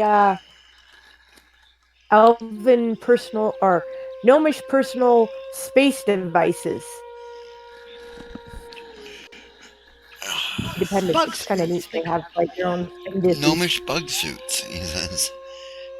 You come up with a better name for him than that yet? No, why would I? They're cool. You guys want me to name something No, different? sadly. You better come up with something. No, I actually like bug suits. Oh shit, what was it? I think we're sort of stuck Battle with unit, it. gravitational suits. It is certainly the Marines, so I think we're pretty much stuck with it. So you joined the Marine Corps. Sort of were co-opted is really more Yeah. accurate. No, we've been voluntold. The name can't indicate Cersei. He points at Ruavel. Ruavel points at Crowley. Crowley puts it We Arian. blame Ruvel and Xerxes. They are the ones who got us bug suits to begin with. They and nod. it just Yeah. caught on fire from there. All right, he says. Well, it does not defy your druid's oath to wear a bug suit because it's made of mithril and star metal, he says. And those are as natural metals as you can true. get. So. Actually, I've become rather fond of it. That's excellent. Since I've yet to be able to wild shape.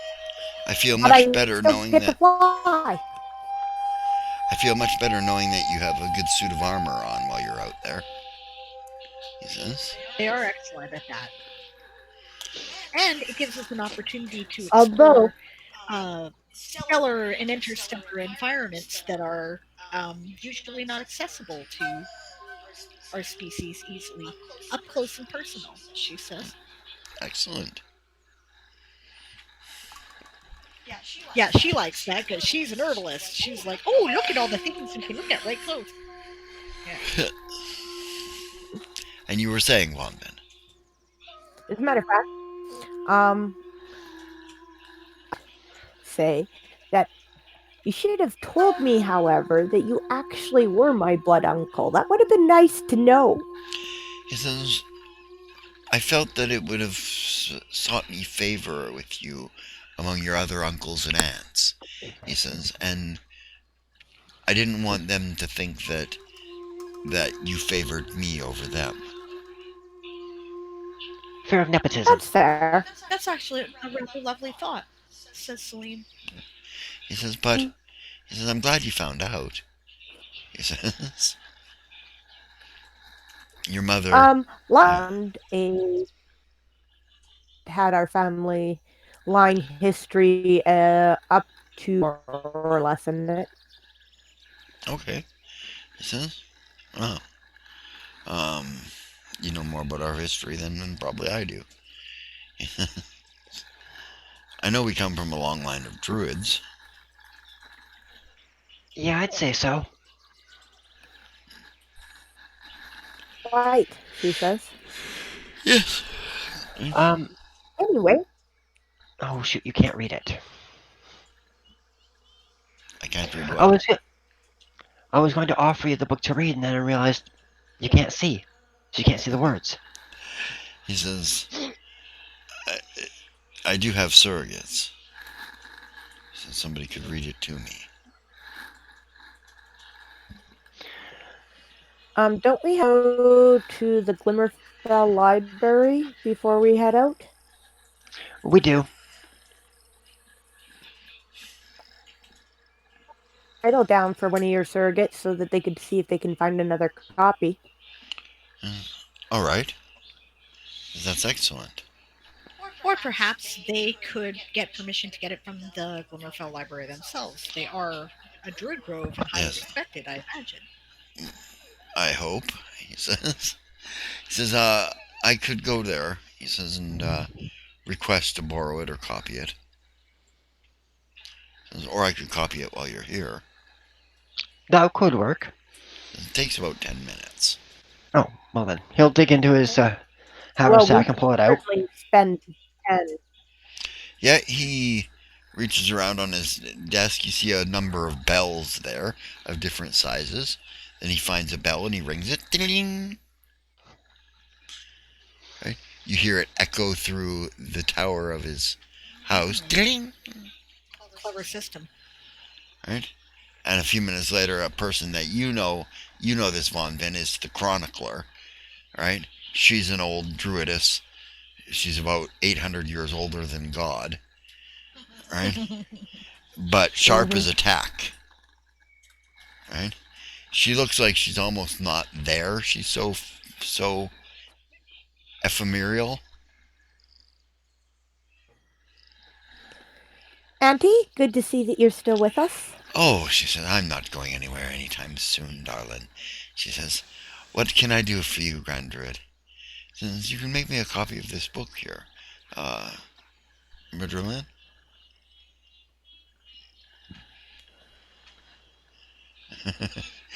You'll hand it over.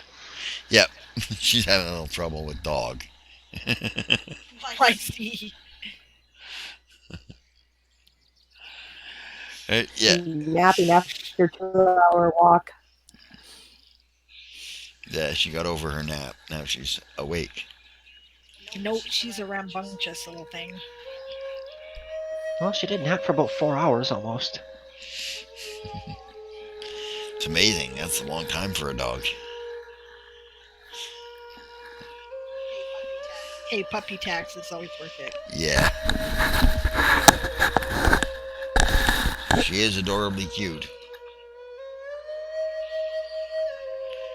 And vicious, as we can tell, biting your fingers. She's a vicious attack dog. Yep. Well, you know her breed is noted for it, right? This is me nodding my head emphatically Yeah. in the, what a stupid fucking... Yeah, exactly right. So vicious. You know what? I never met one that wasn't the biggest bloody suck in the world. Yep. All the bully breeds are like that. They're big, Oh yeah, they're sucky. big sucky dogs. I love them. Staffordshire, his name. Yeah. Right, his name was Rocky. He was a big sucky dog too. And eat your mom's groceries for her.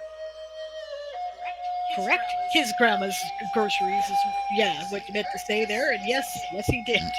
Used to carry her groceries. Mm-hmm. Yep, and I... Sometimes he would accidentally break the milk, though.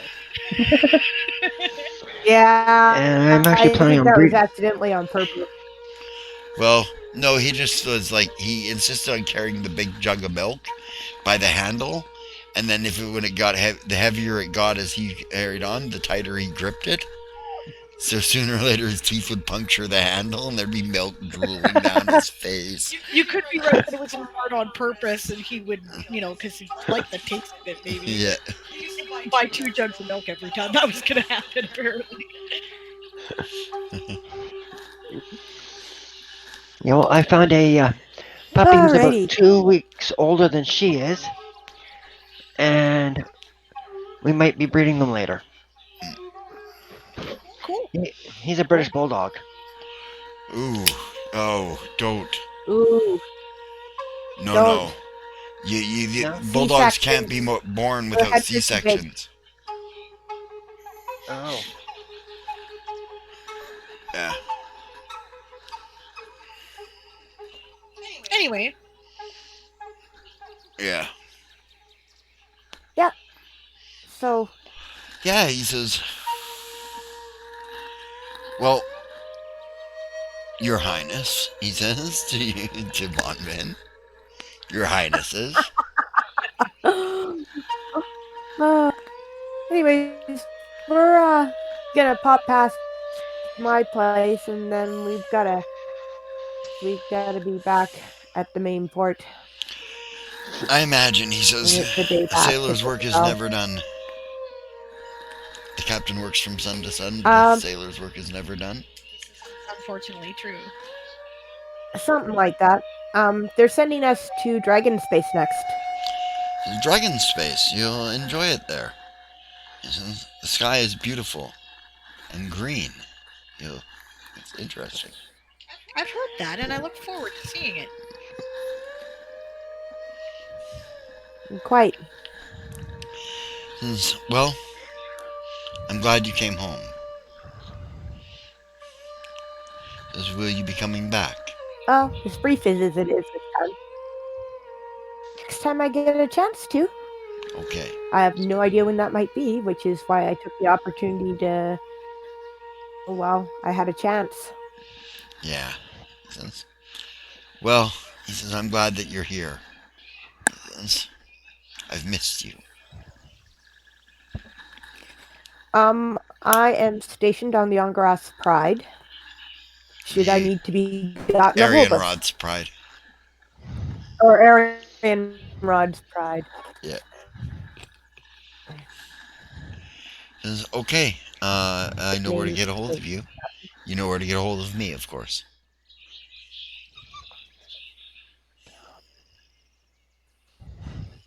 All right.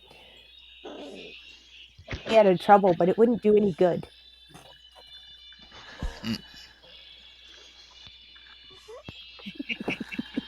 You think he'd have any luck the other way around? Nope. Well, maybe, but we'd have to get rid of these three, she says.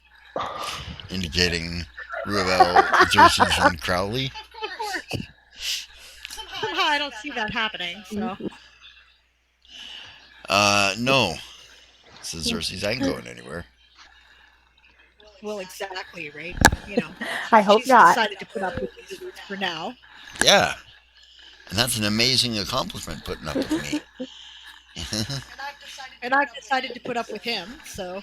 So I've decided to behave myself. You've been doing a great job, actually. Mostly. Most.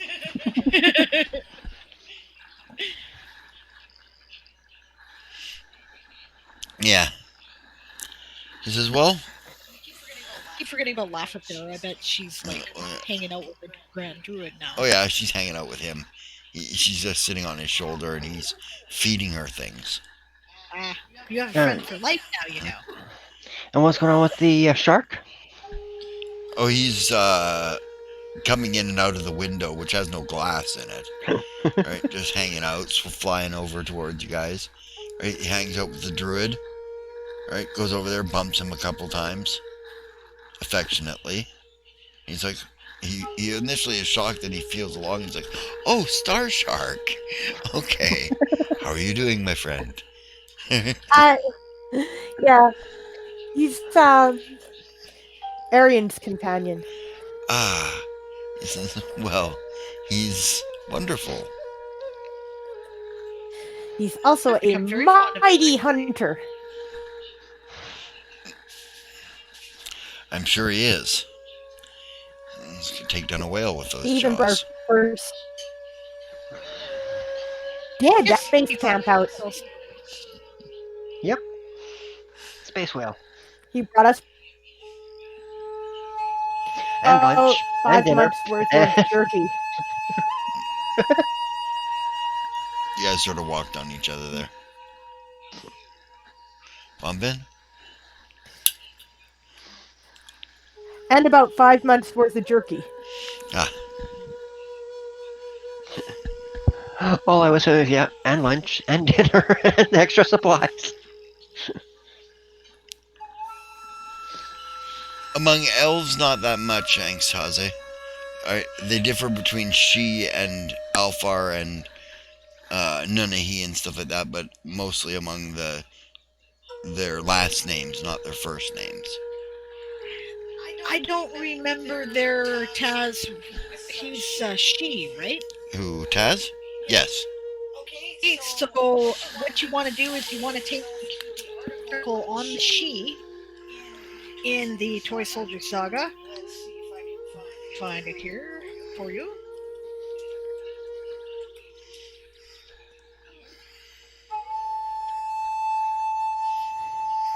Here we go. And then if you scroll down the sidebar, I believe it is, you will find a name generator. Wow, that's pretty cool. He's got 3 siblings. That's a big family. Yeah. For elves, that's a huge family. I mean, 2 I had sisters. Madrimlian had 2 siblings. Mhm. Yeah, but sailing family, lots of danger. Yeah, true. Okay, come on, where is it now? I have the. I haven't figured if Oh, we lost Garth. I'm back in a moment. Oh, Taz, I put it in the chat. We lost Gareth. Is he coming back? It was just a button issue. Ah. Okay. Yeah, so anyway, there it is, Taz. It's in the chat, and it's not in the sidebar, and it should be, but do some cleanup later. Right now, it's under other names. Good place for it, but yeah. Red title link that says she name generator.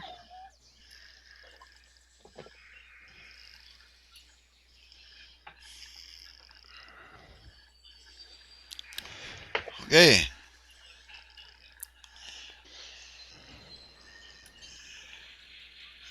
Well, it was good seeing you again, Uncle. It's always good to see you, my dear. He says, tell me that you'll be coming back soon. As soon as we come this way again, I can make a time frame. Okay. He says, Navy gives orders where the Navy gives orders. yes, of course.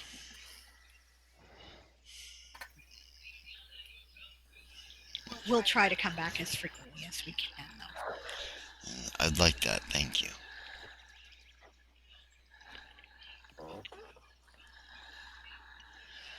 He says, She gives him a hug again. We also have an apartment. okay. For the name of the bar Leafy Bow on Peridot. at the Leafy Bow on Peridot. Oh. It's probably the next article we're going to put together for the website, by the way. So. It's like being at home. Well, he says, I hope you have a good time, and I hope you all have a good time. He says, and don't try to do anything too dangerous. Well, we are in the Marines, she says, but we will do our best. He says, don't be heroes. This location is Be supposed to practical. be. What's that? That we are. Our next mission is supposed to be a diplomatic one there in Dragon Space, so Oh, good. it should be relatively peaceful, provided, we don't step astray of some Illyri custom. He says, well, he says, I hope you're not modest. Let's put it that way. Right. I've heard. He says, the Illyri are lusty creatures. He says, and very gynocentric. That should be rather odd for you all.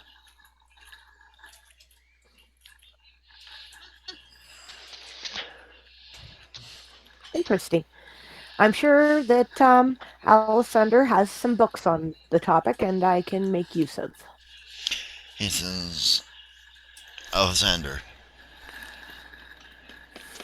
Lieutenant Alexander Tremaine. Junior Lieutenant Tremaine, he says. One of our shipmates, she says. I'm sure he does. If he's anything like his family, he's a naturalist of extreme ability. Him and his dad are the primary ship druids aboard. His uncle, actually. It's his uncle. Are our primary ship druids. Yeah. I corrected myself. Yeah. Yeah, so he says, well, I'm sure he's got books. If he hasn't written them, he possesses them. Yep. Hey, girl. What happened there? Yeah, was that her trying to eat the microphone? No, trying to eat my finger. And she chomped down really hard on it. Yeah, she's got sharp little teeth. Yes, I know. Get her some shoes. She Like has little chew rawhides. toys. Now she's got a bone, she's got a Kong. Put peanut butter in her Kong. Substitute one of those for your finger. Get her in the habit now. Yeah. I have been, yeah. Or she's got her rope, so every time she starts biting on my hands, I start handing her one of them. And there is peanut butter in the Kong. That's what I was doing earlier when I was away from my computer. Peanut butter Kong, and that's dog's favorite. So doing everything right just has to actually do the training because it takes time. Yep. Yep.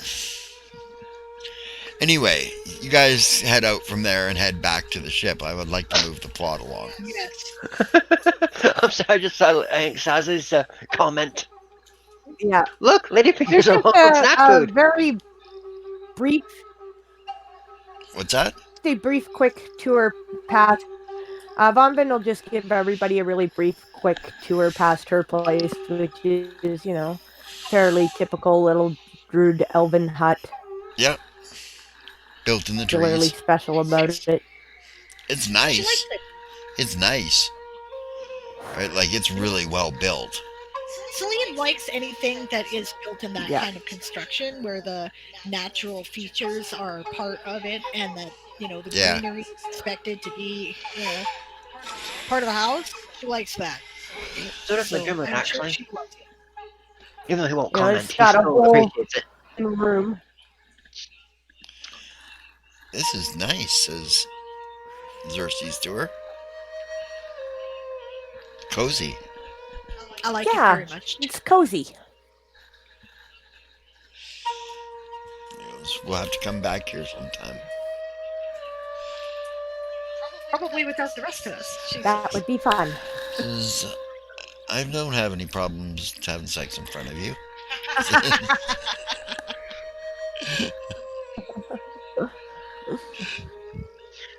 There's enough room for hammocks. I'm sure you can. Something way more interesting. Yes. Right, just make sure I've got my books. I'll be happy.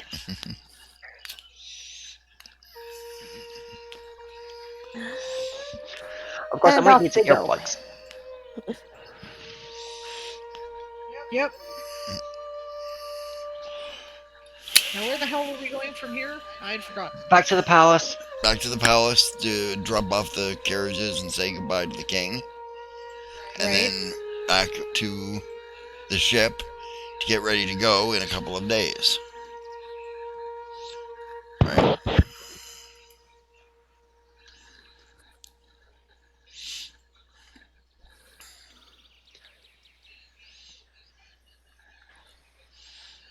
Right, because it is the 4th of Corn. So back to the palace we go.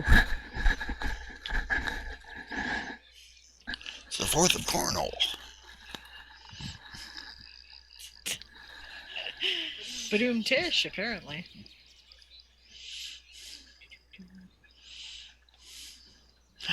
Okay, you guys are supposed to be back on I was going to say Friday, but it's not. It is. Yeah, and we got a one-day ship journey. Yeah. You're supposed to be back in Varia on Varia the 6th.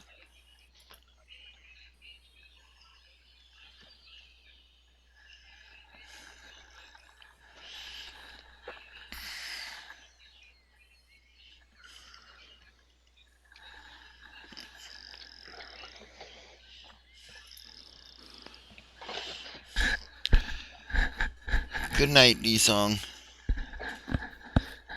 Have a good night, D-Song.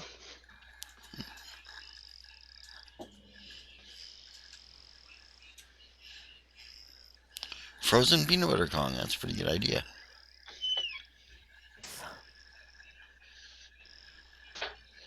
Yeah, it was really good to see you, hon.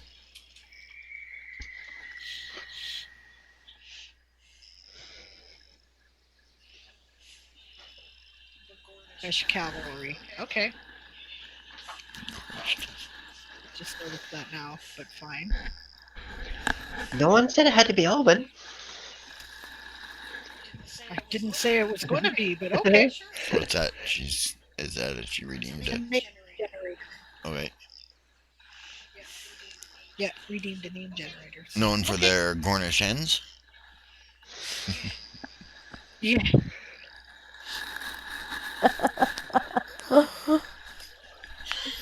Mounts that occasionally explode on them.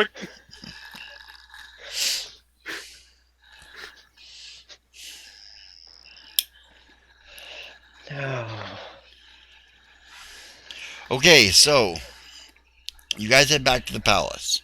We don't need to get into that either, because Nope. you've all done it a million times. Cersei says goodbye to his dad, and you guys head out the secret entrance. Yep. Right? You're They're doing our best to avoid triggering words. what was that? We do brief his father. We do brief his dad. Okay. So we did the investigating. It turns out Basically, this guy is our yeah. We show him pointing at portrait. the We don't mention names. Right. As useful as that is, she says. reasons and eyebrow. Yeah, she always seems to know anyways. Oh. Well, we tried. we did tell him that we were telling you. He says, of course. We're just trying not to bug him. And of course. He says he's quite used to it, I assure you. He knows what we're saying right now. He took the time to stop by and see us. You when you're sleeping. He knows when you're awake. He knows if you've been bad or good. So be good for goodness sake. For goodness sake. Totally out of character, but couldn't resist. He's an elf, not Santa. Oh, you better Yes, watch but out. now we know how Santa knows all. Selmar was born. Selmar the elf is coming to town. Okay, sorry. Yeah. Does Arian inform the king of his decision with his aunt? Or his grandmother? I do. And I will ask him if they're having issues because of the disfavor and if there's any way that could be He says, possibly corrected. I'll tell you, Arian. He says, I have nothing against your grandmother. If she's accepted you, that means she's accepted that your father is now the Duke of Kanathi. He says, and therefore she's accepted that you are the Duke of Kanathi. And therefore, he says, I don't have any issues with her. I will make a point of going there and letting people know that I'm going there to bury the hatchet, as it were. Thank you, Your Majesty. And I did not inform her of the current status of my father. I wasn't sure if that was my place, given the classified nature. Yes. Sorry, guys, just a second.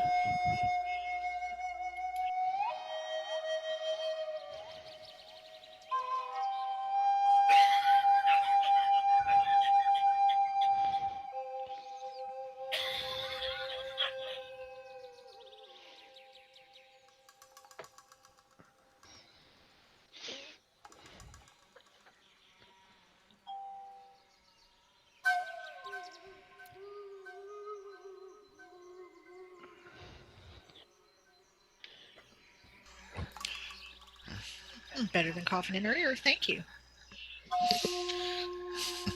It's a Thelmar Quads. You're okay. I like how our like, remember, Santa's a fat, jolly old elf, and I'm like, and this guy is kind of the polar opposite. Yes.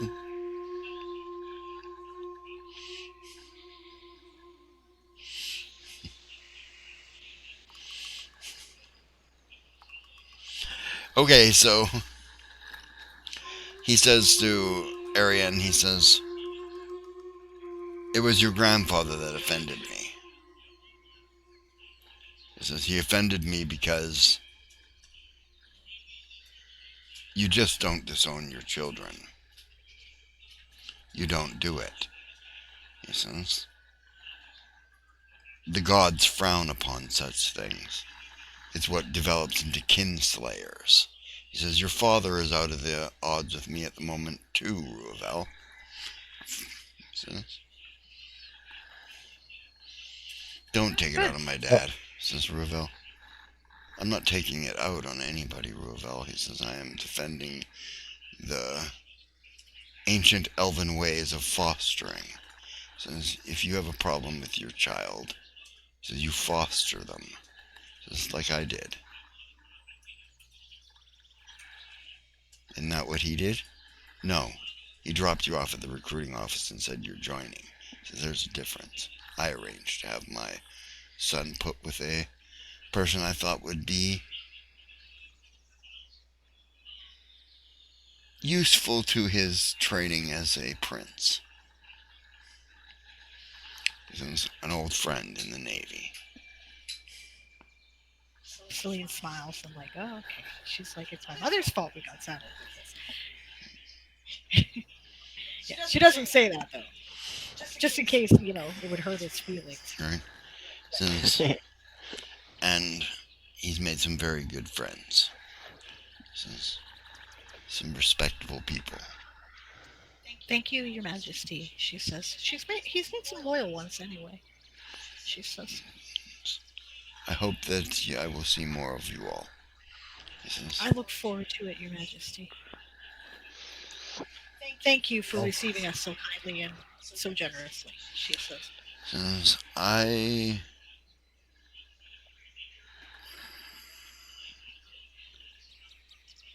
I'll be honest with you, I feel really guilty having sent Xerxes away. I'm sorry, because of the... He says, I feel really guilty having sent Xerxes away. You didn't send me away, Dad. You told me to grow up. And he's been doing that, she says. This is good. Good. I'm proud of you, son. Thanks, Dad. Yeah, we still won't let Xerxes and Ruval go off alone together anymore. You should have never done it in the first place. Whose fool idea was that? Clearly, I was uninformed, she says. I have since been informed, she says. Things will not happen that way again, she says. Xerxes would have you believe that he never comes up with these ideas. I don't believe it for a second. They're all Ruvel's idea. Nonsense. All my ideas is Ruvel. No. I'm actually quite convinced that Xerxes is a bad influence there. Yes. Dad, yes, he is. He says, and I'm glad that you see through it as his commanding officer. It's my job, she says. And I have excellent support in our staff sergeant, she says.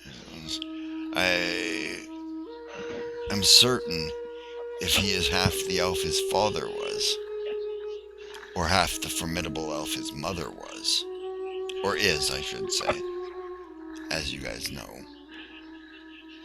we have no reason to believe that anything has happened to them yet. Right. It could... Well, as I said, Your Majesty, I did not inform my grandmother of the Kurtz. I wasn't sure it was my place, given their classified nature of their mission. He nods. He says, I'm not sure it's mine either. He says, but I might tell her anyways. He says, I think it would hearten her soul to know that. He says, you have probably added 300 years of life to that woman. On our way out. Yeah. On the marketplace, we should get a scroll of crystal portrait so she can have one. He says, I can have my mages make one. He says, would you pose for a portrait, a crystal portrait. Yes, Your Majesty, of course. Since we'll take one of you and then one of you and your friends. Okay. Yeah, he calls for his mages and a group of like half a dozen wizards of obvious elven descent, of obvious elven kind, right? But obviously wizards. You know, they reek of marjoram and bat guano, Gotcha. right? And tall pointed hats. You know, and it's like a covey of the five of them come clambering into the room. What can we do, Your Majesty? And he goes on to tell them that he wants with the portraits made. No problem. They leave their apprentice and then they all take off. Right. Makes sense. You start the apprentice, they clean it up later. That's how it works. He says, yeah, and then you pose for some pictures, you all. Yeah. He takes about a half dozen of each of them so that you can pick the one you like the best. Yep.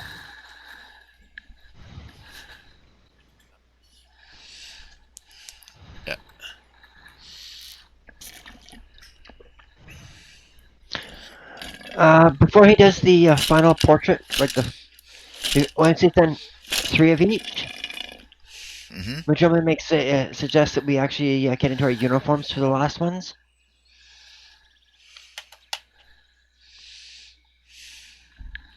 Oh, good idea.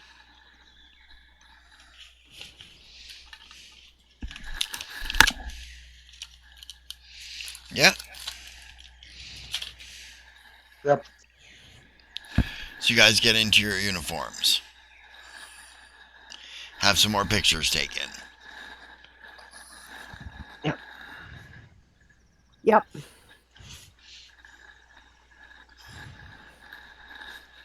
Okay. And then you guys head back to the ship. Yep. Yeah, after you pick out the ones you like, Arian. Yeah, I'll make sure to send her one of me, one of me and Yasma, the group. Yep. One of you, Yasma and Crowley, of course. Since they're a thing, they don't go anywhere without each other. Right. Yeah.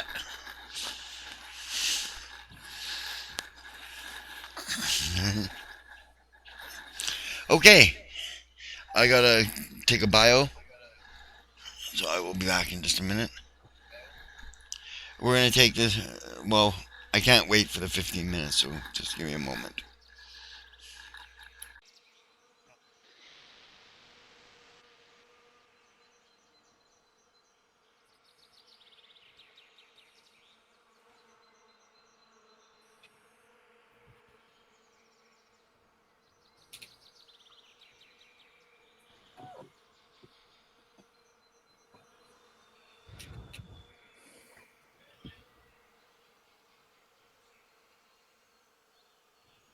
Hello, Pride Ascending.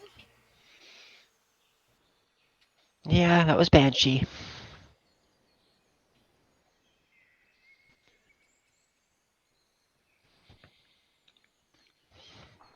Well, this She's has in a been a very undicey game, but next time I think is going to be a bit more.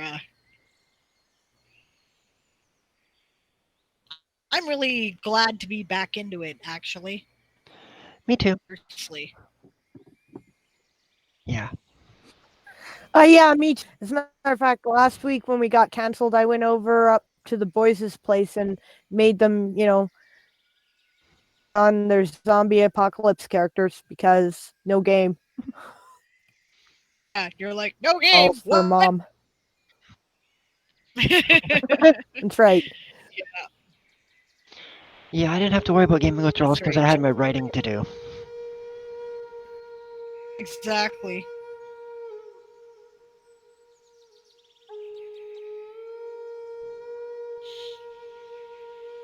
Oh no, I'm not going to get all the shit done that I need to get done most of the month.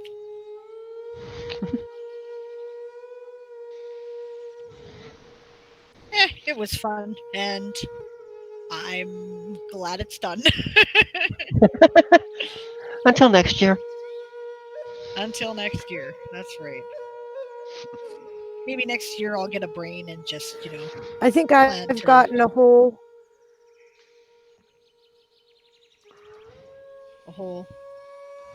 I think I got a whole 4 articles done for World Ember. Well, there's still lots of December left for World Ember, so still lots of time. I have 2 articles done for World Ember. It's just that between them they total about half the total. Because I am an overwriter. Yeah, mine are not nearly so wordy. I think I did Moonfruit and Red Bear, like coffee equivalent. A Pharaoh's Harbor, which is going to be like the only spell jamming port available. Oh yeah.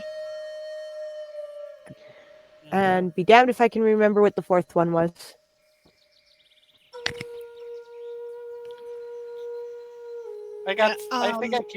And I think between the 4 of them, I got about 300 words.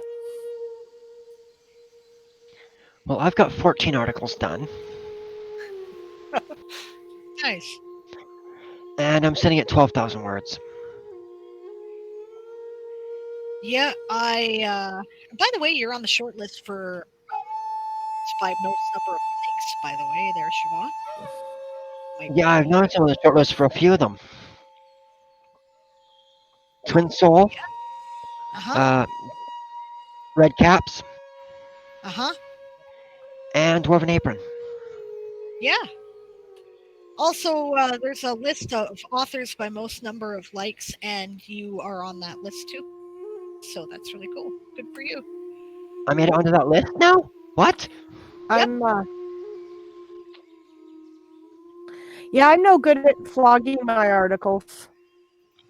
That's partially because I'm running Twitch on my phone, and I can't do links on it worth shit that way. I hear ya. Yep. Yeah, I'm proud to say that the 2 articles I've done have both done pretty well in the short list they're in. So that's cool. Thank you for the support, gang. Yeah, no problem. I'm in the top 20. It's like, hold on, 91 likes? It's like, what? Yep. Oh yeah, I'm back. That's what I thought. Welcome back. All right. Use your 10 points. On with the game. Okay. Yes, on with the game. We only have a few minutes left, and we should at least for the next game. Right, which means you guys make it back to your ship. Okay, you get it through the secret passage. He calls for Leviathan, who takes you to the other side of the defenses. Right. All right. And then you fly from there into orbit and down into the docks at Evergleam. Right. Yep.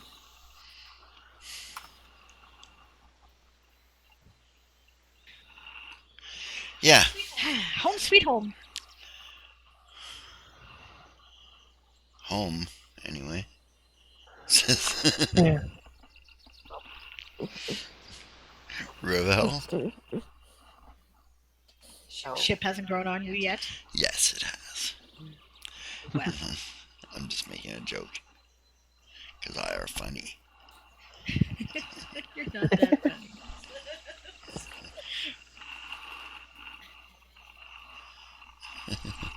Well, that was a lot of fun. It turned out much better than I thought. It turned out to be a pretty great trip to Limmerfell. Yeah.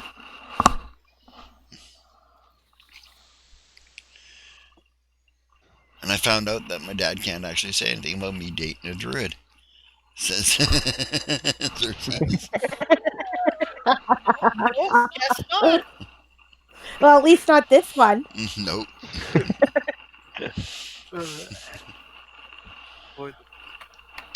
My dad liked you Well, guys. well, I liked him. He's intimidating. So, wait, See him. Lexi, bud. Yeah, I don't foresee him arranging a marriage anytime soon. Yeah. What was that, At Arden? least not without talking to us. You talking to yourself or? And Oh, am I not muted? no. Sorry. Okay, so then Arian, you were saying. So, Xerxes. Are Yeah. we cousins? Says I think you're sort of my uncle, or I'm your uncle, or something like that. Second cousins, or something like that. Well, hold on here. Your father is his grandfather's grandfather's brother. So I'm your second cousin. Yes. He says with a nod. Cousin. Yeah, they don't have second Right, they cousins don't have. in Elvish. Yeah, I'm your cousin. He says to him. Yeah. Okay. That wasn't clear until you mentioned it. But Oh. Okay.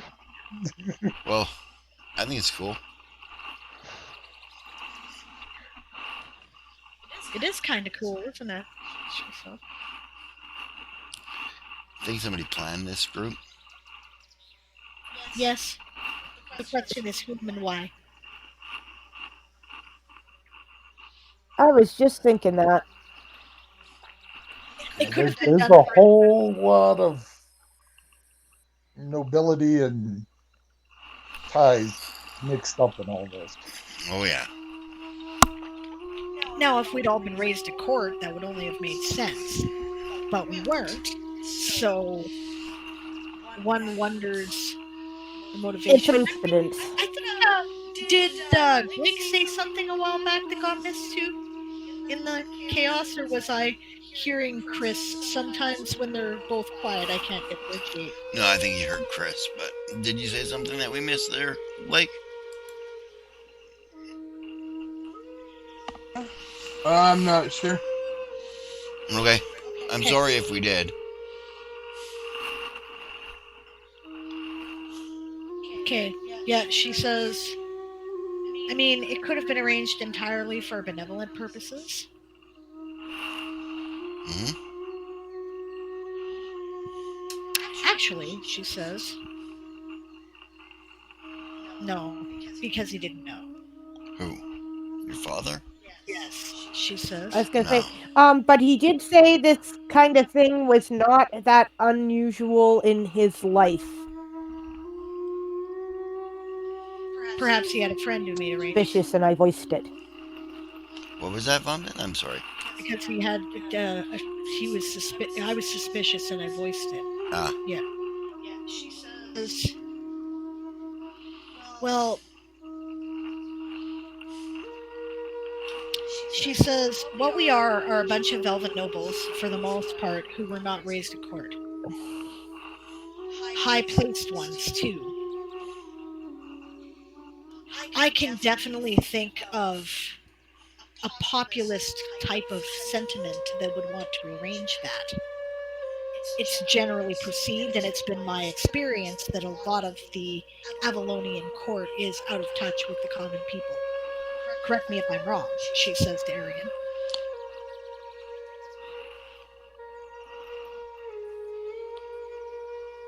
I certainly wouldn't know because I've had zero to do with court, so I'm probably the most. Well, you know, other than Yasma and Crowley and their experience, I'm probably the most common of all of us in my upbringing. Yeah, maybe, she says. I mean, we all have been, right? So, I mean, I could think of reasons that this would be of an incredible advantage, and that somebody might have wanted to arrange that in order to give people at court a better perspective. If you know what I'm saying. When you throw Xerxes in the mix, it certainly could be that they wanted him to have that experience before he sat the throne. He nods. Yeah. Yeah, I can see it.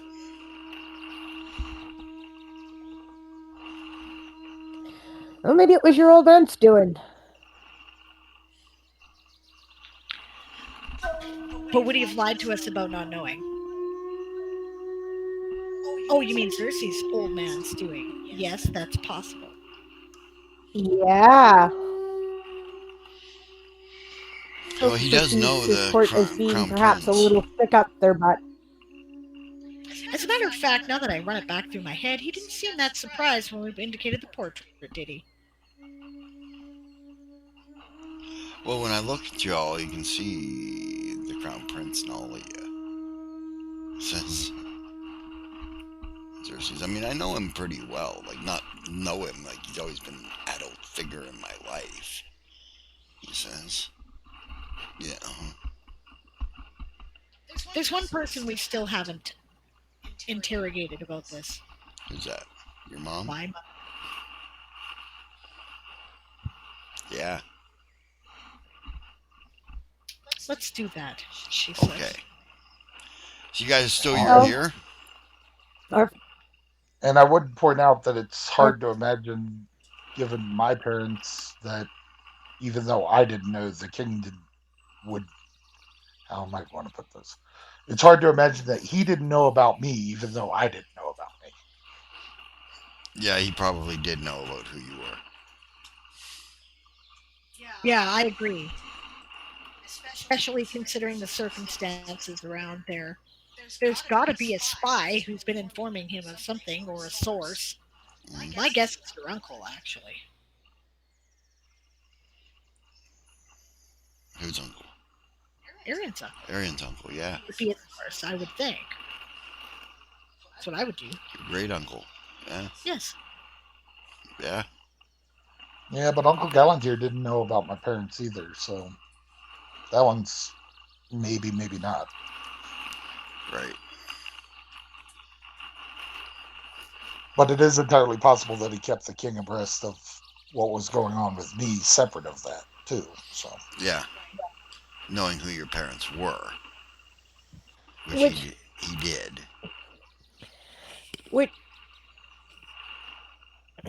Which could explain how you wound up assigned to our particular unit in the first place. Could be. Could be. Hey, Peter Putu. Welcome. You're coming kind of in at the very end of the game here. Yep. As a matter of fact, I'd suggest this is probably a good place to call it, even though we started a little late. Put you guys up with your mother here. I'm just going to say that. You confront your mother. Yep. Right? And basically, when confronted, she says, okay, sit down, we have to talk. Okay. And that's where we're leaving it? On a cliffhanger. I like it. Okay. Yeah, I figured you might need some time to consider. Cliffhangers are good. Pick it up. Here to be here next week. Now what are we doing? Right. For episode 30 next week, gang. Should we be doing something special for our 30th episode? It feels like a bit of a milestone. I don't know.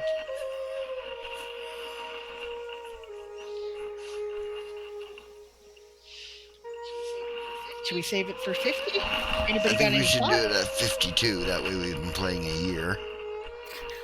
Actually playing. Christmas special?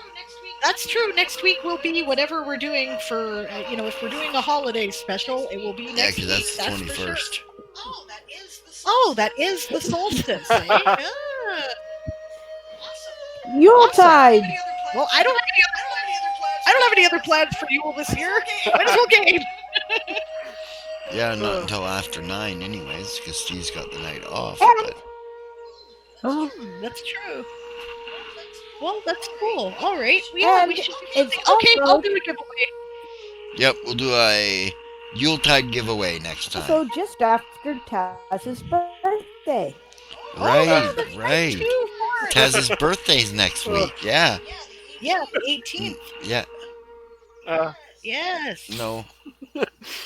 Yeah. Is It's the it? 18th. Yeah. Yeah, it's the 18th. It's on Yeah. Friday. Yeah. Well, this will be fun. We'll do like a giveaway, and we'll,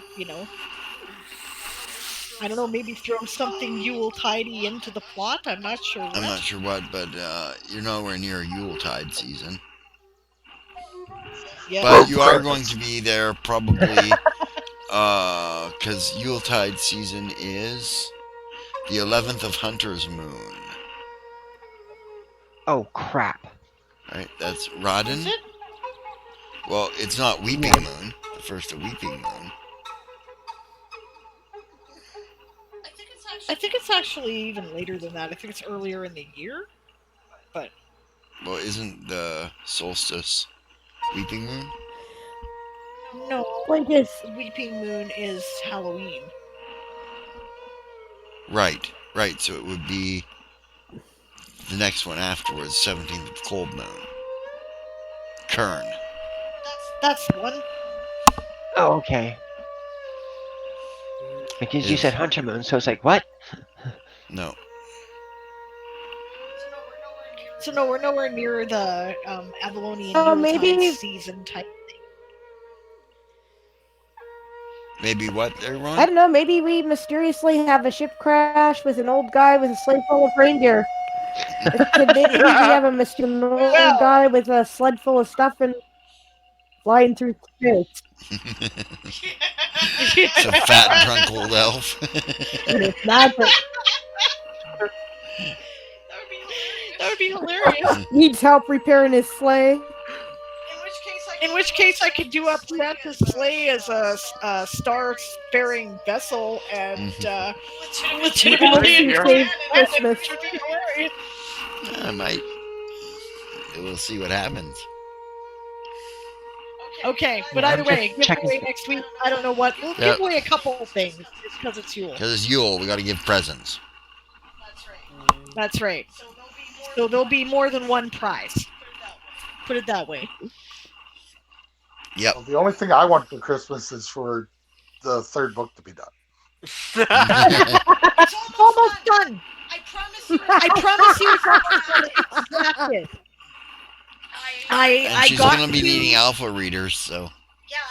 Yeah, I sure will. Right, I got near to I'm right at the climax. So. Did you want to let him read the other two? Yes.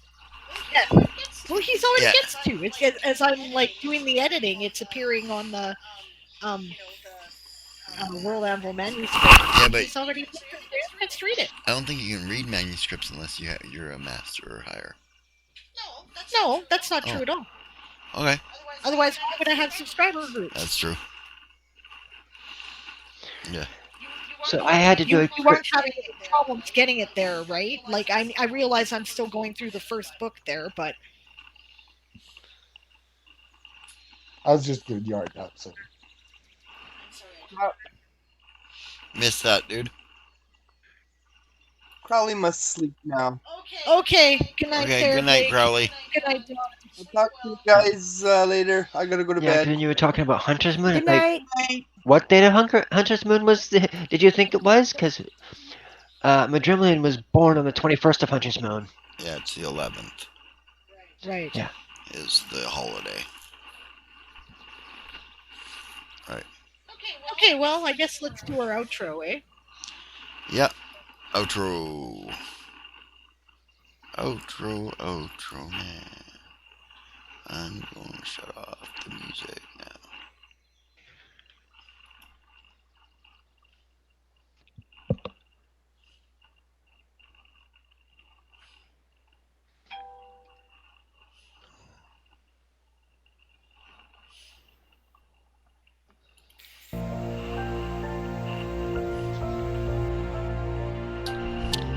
All right. And I'll switch the screen.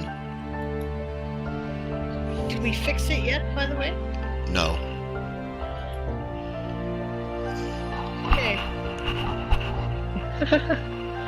Toy Soldier Gold School is game mastered by Arianrhod, based on the Toy Soldier Saga universe created by Diane Morrison.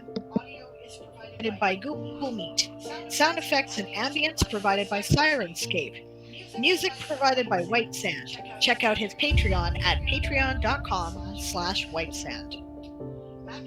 Software provided by Campaign Cartographer 3+, Incarnate, and World Spinner with adaptations and Adobe Photoshop. And good news, next time I will have a map of known space. Look at. Gaming software provided by Fantasy Grounds, Hero Lab, and World Anvil. And Foundry Tabletop. Oh, and Foundry Tabletop, we've now actually incorporated No, it. but I'm about to. When you incorporate it gets to be the credit. Okay, check out our campaign at www.worldandvil.com/w/Toy Soldier Saga. Under a Creative Commons Attribution License. The Toy Soldier Saga is copyright 1995 by Diane Morrison, all rights reserved. Thanks for joining us, wherever you are and whatever the time zone is in your part of the world. We will see you next week. And in the meantime, please join us for Ask an Old GM tomorrow starting at 2 p.m. Yep. EMT. Have a good evening, day, or morning, everyone. Okay, good night. Bye. Have a good night.